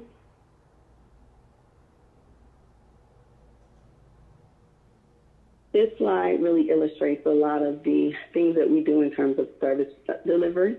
We don't just see City of Atlanta employees and their families for therapy. We also do psychoeducation trainings, which would include things such as stress management, time management. We go out and do conflict resolution. We also do debriefing. So if there is a City of Atlanta employee who has died, we would go out and debrief with their departments. And they call us out for different other critical incidents that may have occurred. And as you can see on this page, it also talks about officer-involved shootings as well as fire fatalities.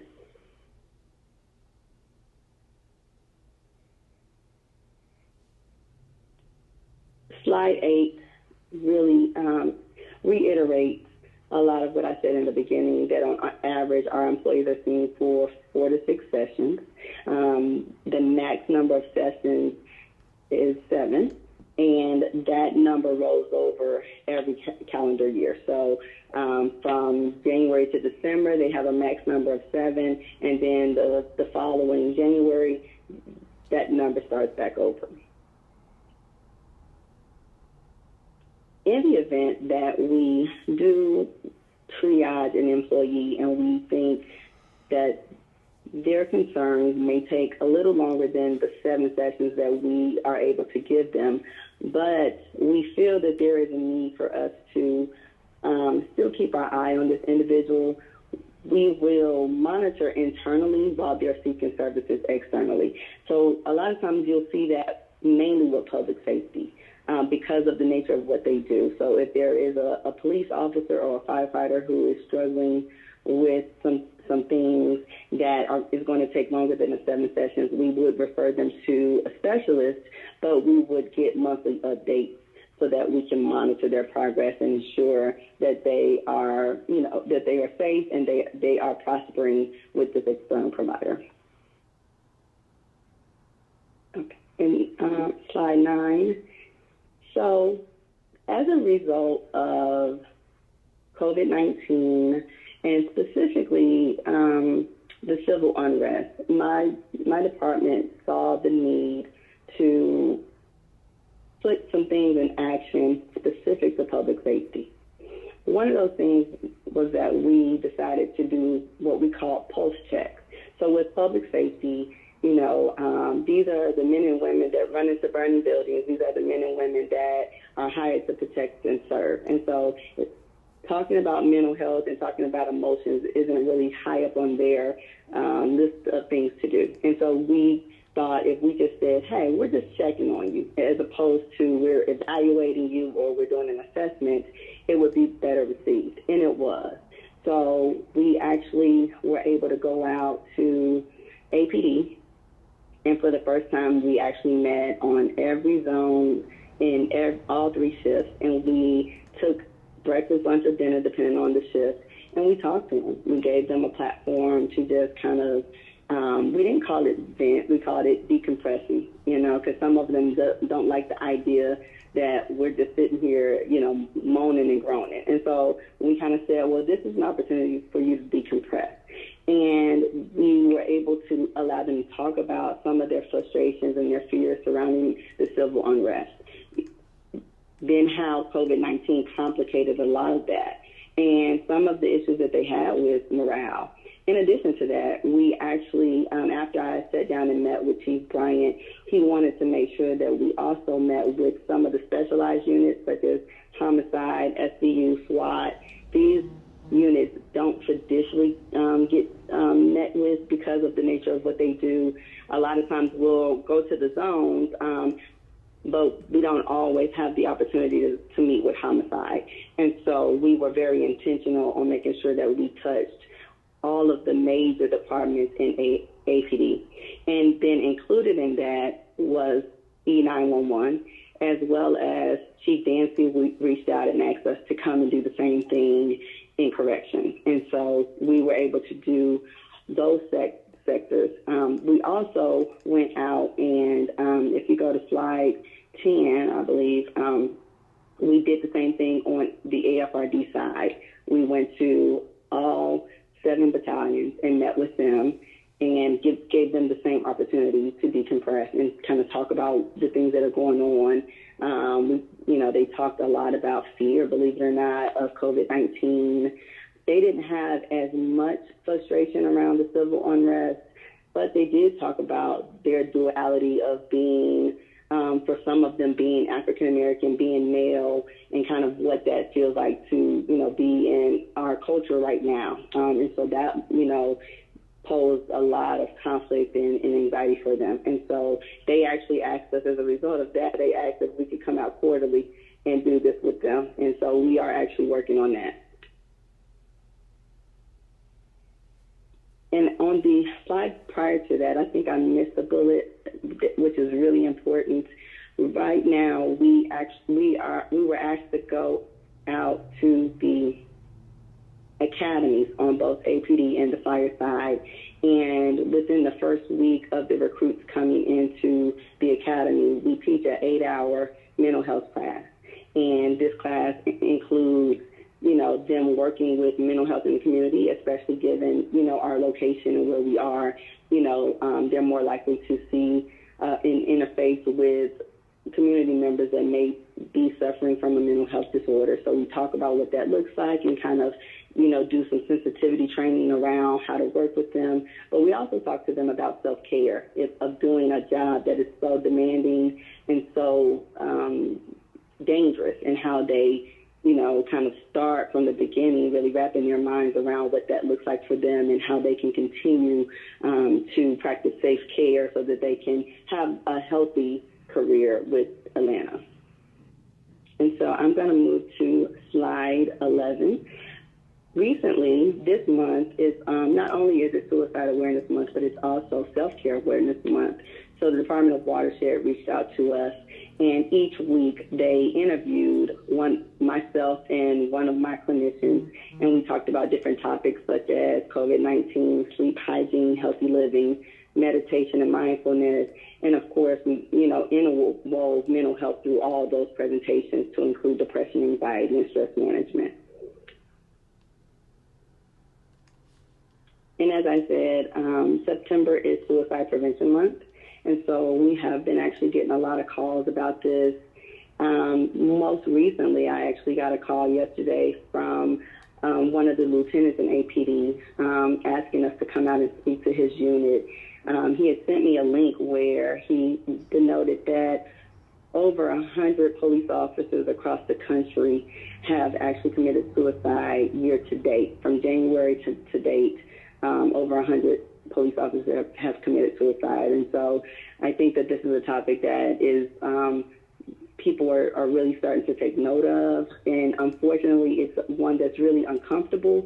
So people try to avoid it. But what I'm seeing is a trend in people wanting to at least start the conversation, look at the signs. I've actually been asked to come out and teach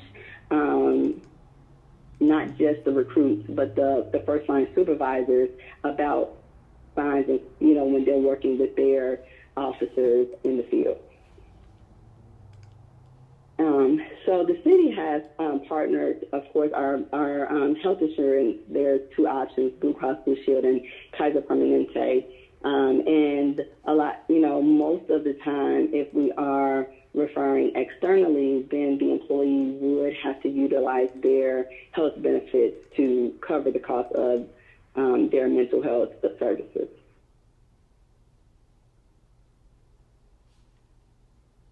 We have definitely seen an uptick in requests for services, especially since, over the last year, since going out and, instilling these initiatives.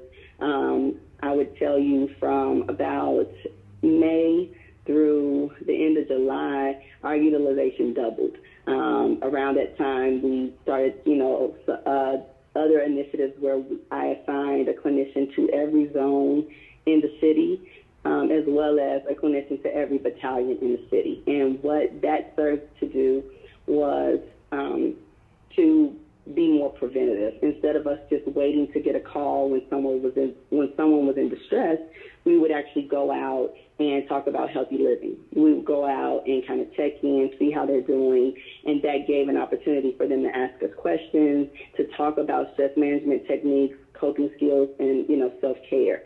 And so the more that we were out there and kind of building those relationships and starting the conversation, the more the numbers increased. And so thus, we did run into a situation where we had a bit of a wait list. But that's actually a really good thing, because what it says is that, people are feeling more open and comfortable coming to our office and utilizing our services. And so at this point, that would conclude my presentation. I definitely want to open it up to any questions that the council may have. Thank you. No, thank you for presenting on an incredibly important topic. Colleagues, any questions or comments?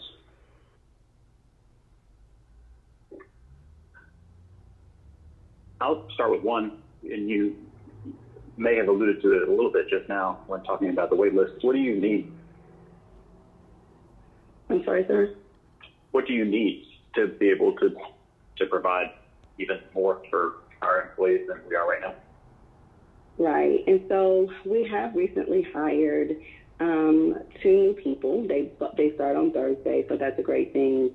And I think as we sat down and kind of talked about what would be a great benefit, I think I alluded to it earlier, and I just want to reiterate it. Right now, we do have 3 part-time positions.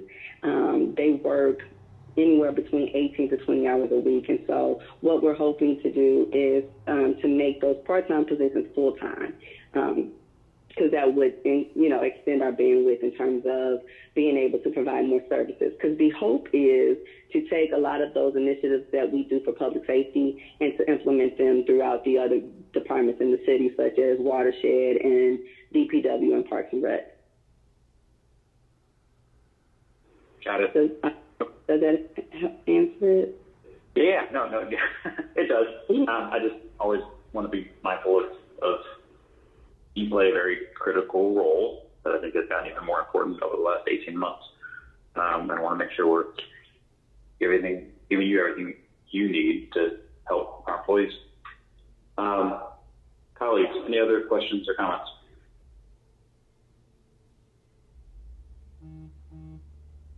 Okay, well, thank you very much for coming today. And I know that Councilman Hillis asked for this, and then he is under the weather, but I'll make sure that that he has the chance to watch this after the fact, and then he can reach out to you if he has any specific questions or comments. No, and I just want to thank you all for recognizing the importance of this topic. I really, truly, I'm humbled that you guys would invite us here today. So thank you so much. And if you do have any questions or you think about something after the fact, please feel free to reach out. Good deal. Thank you much. Thank you. All right, colleagues, next up is our consent agenda. Ms. Lindo, would you read those into the record, please?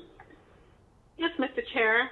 First item is 21-0753. This is an ordinance by Community Development and Human Services Committee authorizing the mayor or designee or the chief procurement officer or his designee on behalf of the City of Atlanta to acquire from the Conservation Fund 7 parcels comprising approximately 0.8 aggregate acres of real property at 0 Dalveny Street Northwest, 0 Pelham Street, 603 and 607 Griffin Street, 6112 Echo Street, and 716 Pelham Street, Fulton County parcels numbers identified herein, and the TCF property as a public park in perpetuity to be named the Maddie Freeland Park in Council District 3, authorizing the mayor or designee on behalf of the city to execute all documents necessary to acquire the TCF property and dedicate the properties, authorizing the acquisition costs not to exceed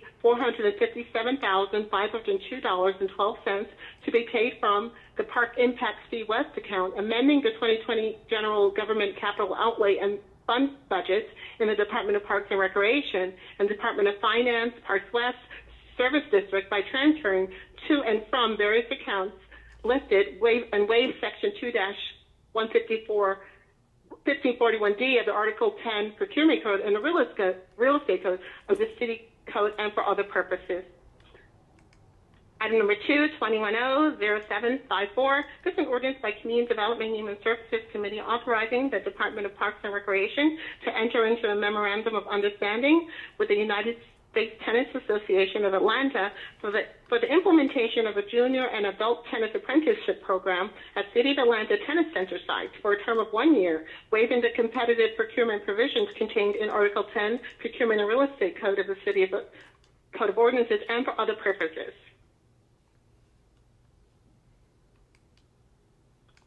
Good deal. Thank you much. Next up are ordinances for second read. Before we sound them, colleagues, last night was our regularly scheduled third quarter CDP hearing. A technical issue prevented us from being able to carry out that hearing.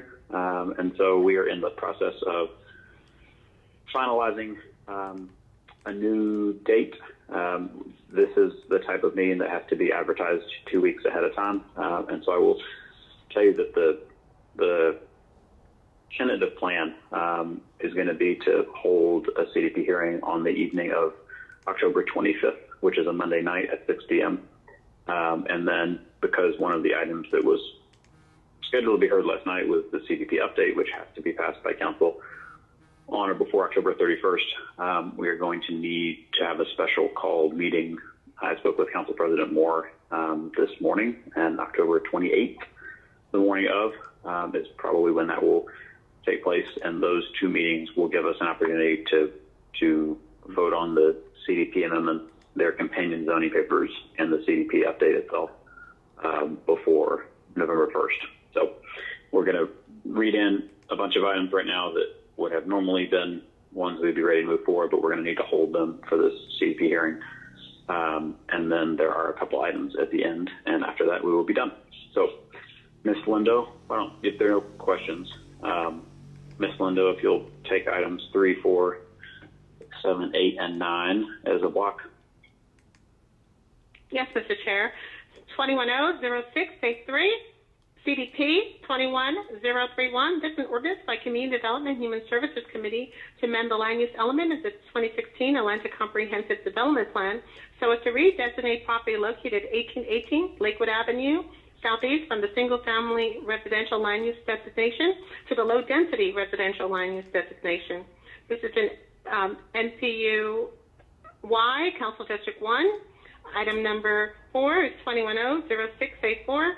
This is CDP 21036. This is 034.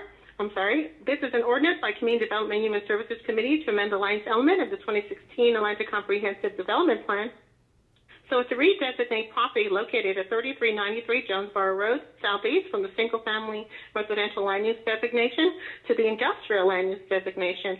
And for other purposes, this is NPUZ, Council District 12. Item number 6 is 210-0686.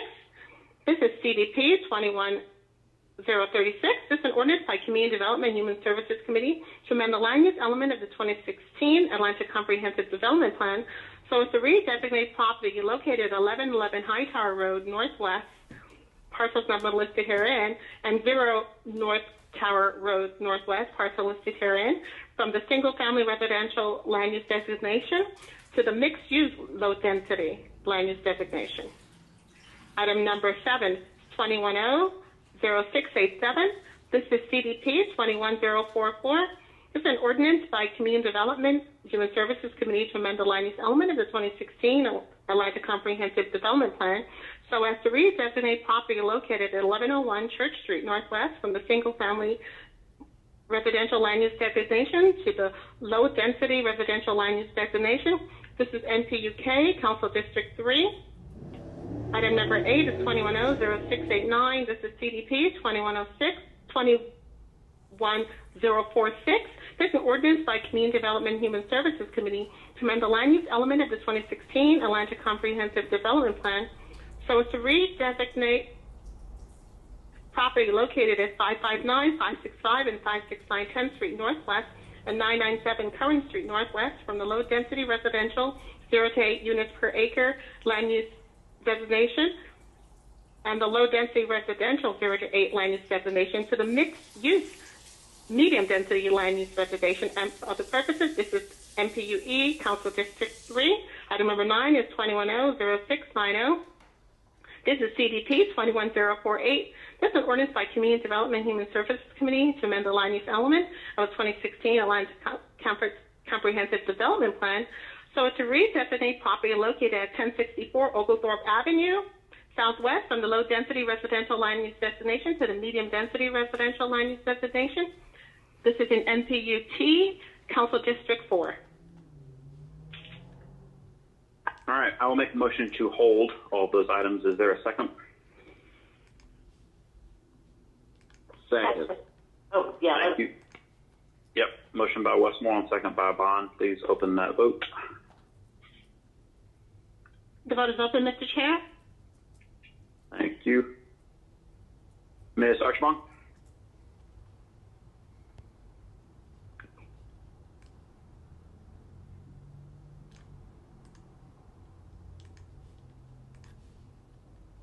Mr. Archibong, are you there?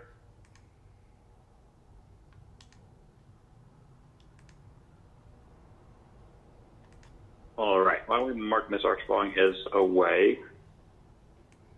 The vote is closed. Thank you. For yeas or nays, that those items are held in committee.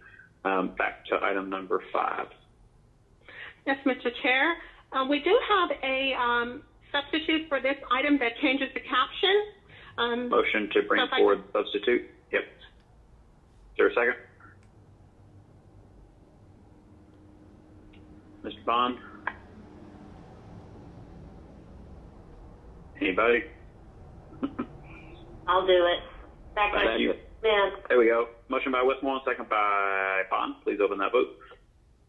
The vote is open, Mr. Chair. I have to call on him. She put me as a second.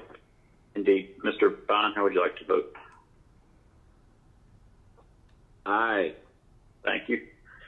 We'll mark Ms. Archibald as away. The vote is closed. 4 yeas, 0 nays. The substitute is before us. If you would read that caption. Yes, Mr. Chair. That's 210-0685, CDP 21035. This is a substitute ordinance by Community Development and Human Services Committee to amend the land use element of the 2016 Atlanta Comprehensive Development Plan so as to redesignate property located at 3626 Peachtree Road Northeast from the low-density residential land use designation to the high-density commercial land use designation 3693 Wayuka Road Northeast and a portion of 3706 Peachtree Dunwoody Road from the single-family residential land use designation to the high-density commercial land use designation, and a portion of 3715 Wayuka Road Northeast and 3714 Peachtree Dunwoody Road, and a portion of 3706 Peachtree Dunwoody Road, and a portion of parcel number listed herein from the single-family residential land use designation to the high-density residential land use designation, and a portion of 3715 Wayuka Road Northeast, and a portion of parcel number listed herein from the single-family residential land use designation to the medium-density residential land use designation, and for other purposes. This is in NTUB, Council District 7. All right. I will make a motion to hold this item for the same reasons described earlier. Is there a second? Second. Thank you. Motion by Westmoreland, second by Bond. Please open that vote. The vote is open, Mr. Chair.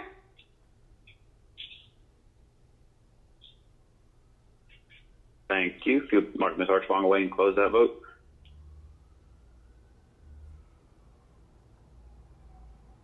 The vote is closed. 4 yeas, 0 nays. That item is held. Next item. Item number 10 is 210-0746. This is ordinance by Councilmember Dustin R. Hillis, Andrea L. Boone, Marcy Collier Overstreet, J.T. Mazakai, Clayton Winslow, Howard Shook, Michael Julian Bond, Natalie M. Archibald, Carla Smith, and Amir R. Paroki, authorizing the city to undertake procedures necessary to create an option to exchange real property owned by the City of Atlanta for certain real property owned by Brookville LLC in order to facilitate the environmental remediation and redevelopment of the former Gun Club Park and facilitate the provision of additional affordable for sale housing and green space under the conditions set forth herein upon the city's acceptance of the option by approval of a resolution and for other purposes. All right. Mr. Hillis is not here, but has asked that this paper go ahead and be moved on to Isidore for also move on to Finance Executive Committee meeting tomorrow. Mr. Bond or Ms. Smith, you both co-sponsors, would you like to make that motion? So move. Motion by Bond. Ms. Smith? Oh, you want me to make the second? Sure. Okay, second. Motion by Bond, second by Smith. The vote is open, Mr. Chair.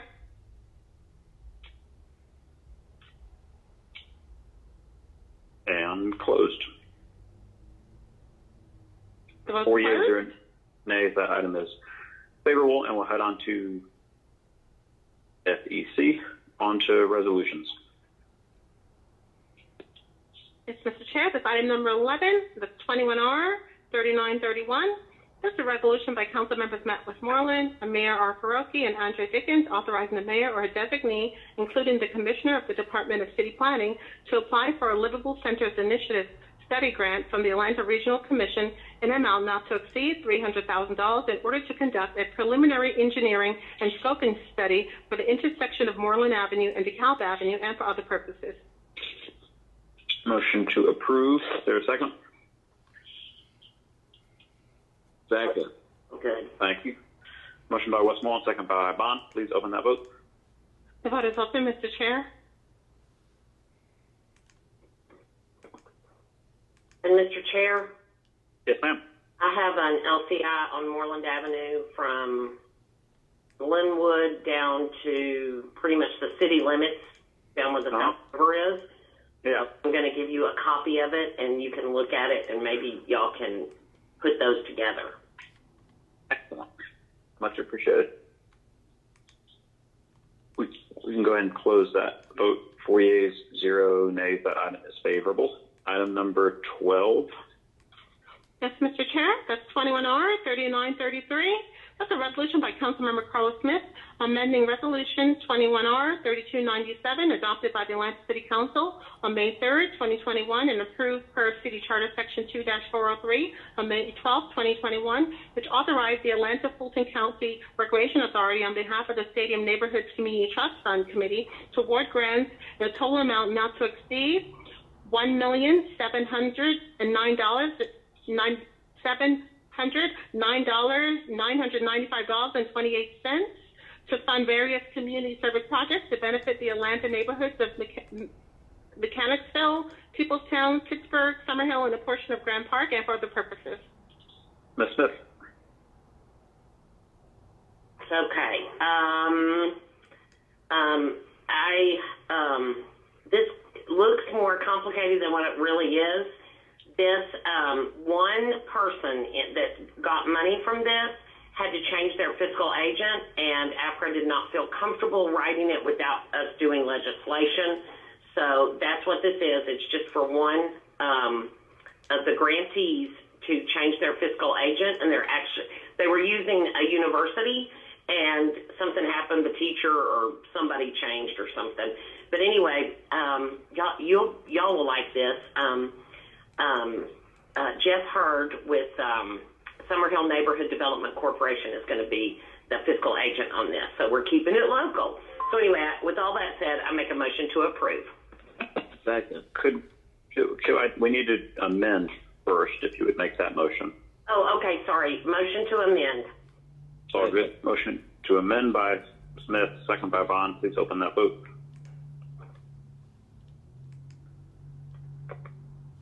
The vote is open, Mr. Chair. You go ahead and close that. 4 yeas, 0 nays. The item is amended to correct the name of a grantee. And now I will entertain your motion. Okay, I'll make a motion to approve as amended. Second. Motion to approve as amended by Smith, second by Bond. Please open that vote. The vote is open, Mr. Chair. Thank you. And you can go ahead and close it. 4 yeas, 0 nays. The item is favorable as amended. We have 3 held items, numbers 27, 29, and 36. If you will read each of those, please. Yes, Mr. Chair. Item number 27 is 21-00351. This is CDP 21029. This is an ordinance by Community Development and Human Services Committee to amend the land use element of the 2016 Atlanta Comprehensive Development Plan so as to redesignate property located at 963, 1054, 1060, 1062, 1064, and 1070 Baylor Street Northwest, and 957, 963, 973 Hergen Street Northwest, and 1056, 1058, 1062, 1066, 1068, 1072, 1076, 1082, and 1086 Knowles Avenue Northwest, and 1054, 1057, 1060, 1061, 1064, 1065, 1069, 1070, 1073, 1074, 1075, 1076, 1081, 1082, 1085, and 1086 Reynolds Street from the single-family residential land use designation to the mixed-use high-density land use designation, and 104 West Marietta Street Northwest from the medium-density residential and mixed-use medium-density land use designation to the mixed-use high-density land use designation, and 1010 West Marietta Street Northwest from the medium-density residential mixed-use medium-density and transportation communications and utilities land use designation to the mixed-use high-density land use designation, and 949 Herndon Street Northwest and 949 Herndon Rear Street Northwest from the industrial land use designation to the mixed-use high-density land use designation. And for other purposes, this is an NPUK and Council District 3. All right. We were waiting for an easement to be signed between one of the parties associated with this project and the Atlanta Beltline. That took place late last week, and Ms. Smith is seconding my motion. Yeah. They changed their mind a couple of times, but we're good.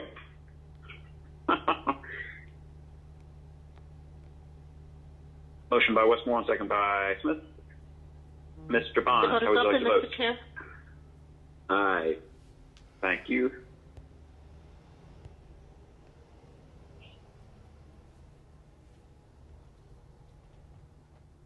And Ms. Shepherd. Appreciate it.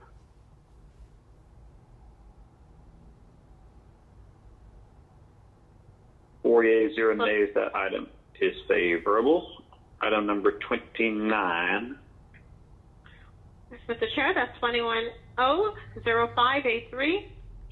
This is CDP 21-042. This is an ordinance by Council Members Justin Hillis, Antonia Brown, J.P. Mazikite, and Michael Julian Bond, as substituted and amended and further substituted by Community Development and Human Services Committee to adopt the Upper West Side Improvement District Plan to amend the City of Atlanta 2016 Comprehensive Development Plan so as to incorporate the plan into the CDP and for other purposes.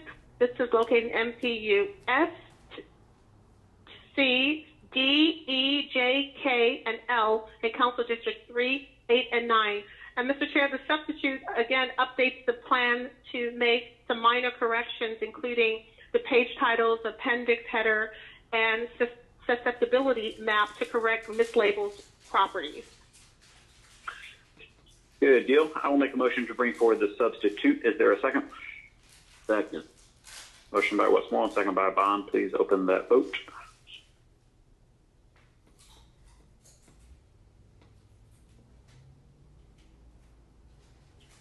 The vote is open. Thank you.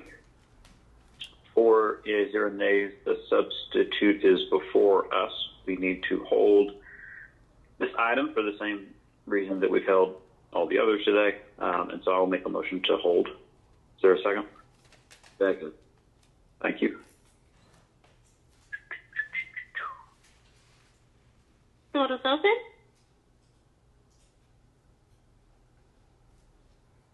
All right, 4 yeas, 0 nays. That item is re-held. Finally, item number 36. Mr. Chair, that's 21-00672. This is an ordinance by Community Development and Human Services Committee to adopt the 2022 to 2026 capital improvements element, which includes capital improvements that the city intends to fund in whole or in part with development impact fees in compliance with the requirements of the Georgia Development Impact Fee Act and for other purposes. And Mr. Chair, there is an amendment to attach an updated project list. Motion to amend. Second. Motion by Westmoreland, second by Bond.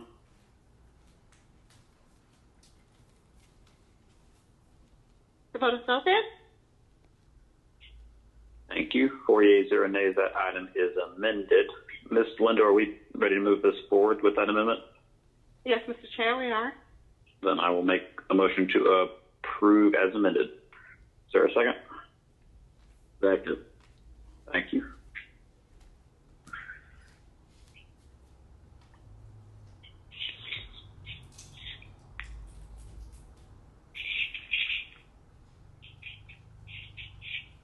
The vote is open.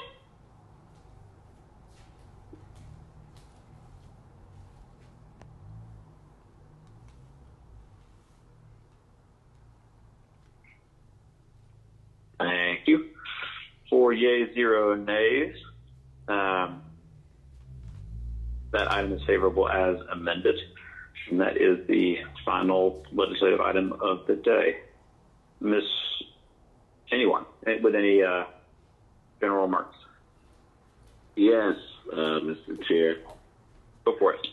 I have an announcement. Thank you very much. On tomorrow, myself and Councilmember Overstreet will sponsor a Meals with Meaning grab-and-go food distribution. That's September the 29th at 3 p.m. It will take place at the Hillside International Truth Center at 2450 Cascade Road Southwest at 3 p.m. This is an event that's open to the public. Our co-sponsors are Hello Fresh, Crack Industries, Second Helpings Atlanta, and we have other community and partners that include Hosea Helps and others. Of course, there are over 25% of the indigenous population of Atlanta has been negatively impacted by COVID-19, and we are trying to ameliorate that with this food distribution. So it's open to the public, and the meals are there as long as supplies last. We're distributing over 8,000 meals a week in this fashion. And they're all fresh ingredients, fresh produce, fresh protein. So please be there at 3, and we'll be there distributing until the last kit is gone. But we will do it again and repeat it again next week. We have this partnership with HelloFresh for another 10 months to do this weekly. So we'll be at the Hillside International Truth Center, 3 p.m. Hope to see you there. Sounds good. Thank you much. Anyone else? All right, Ms. Smith. Can I go? Okay, motion to adjourn. Second. Motion to adjourn by Smith, second by Bond. On unanimous consent, we are adjourned. Thank you.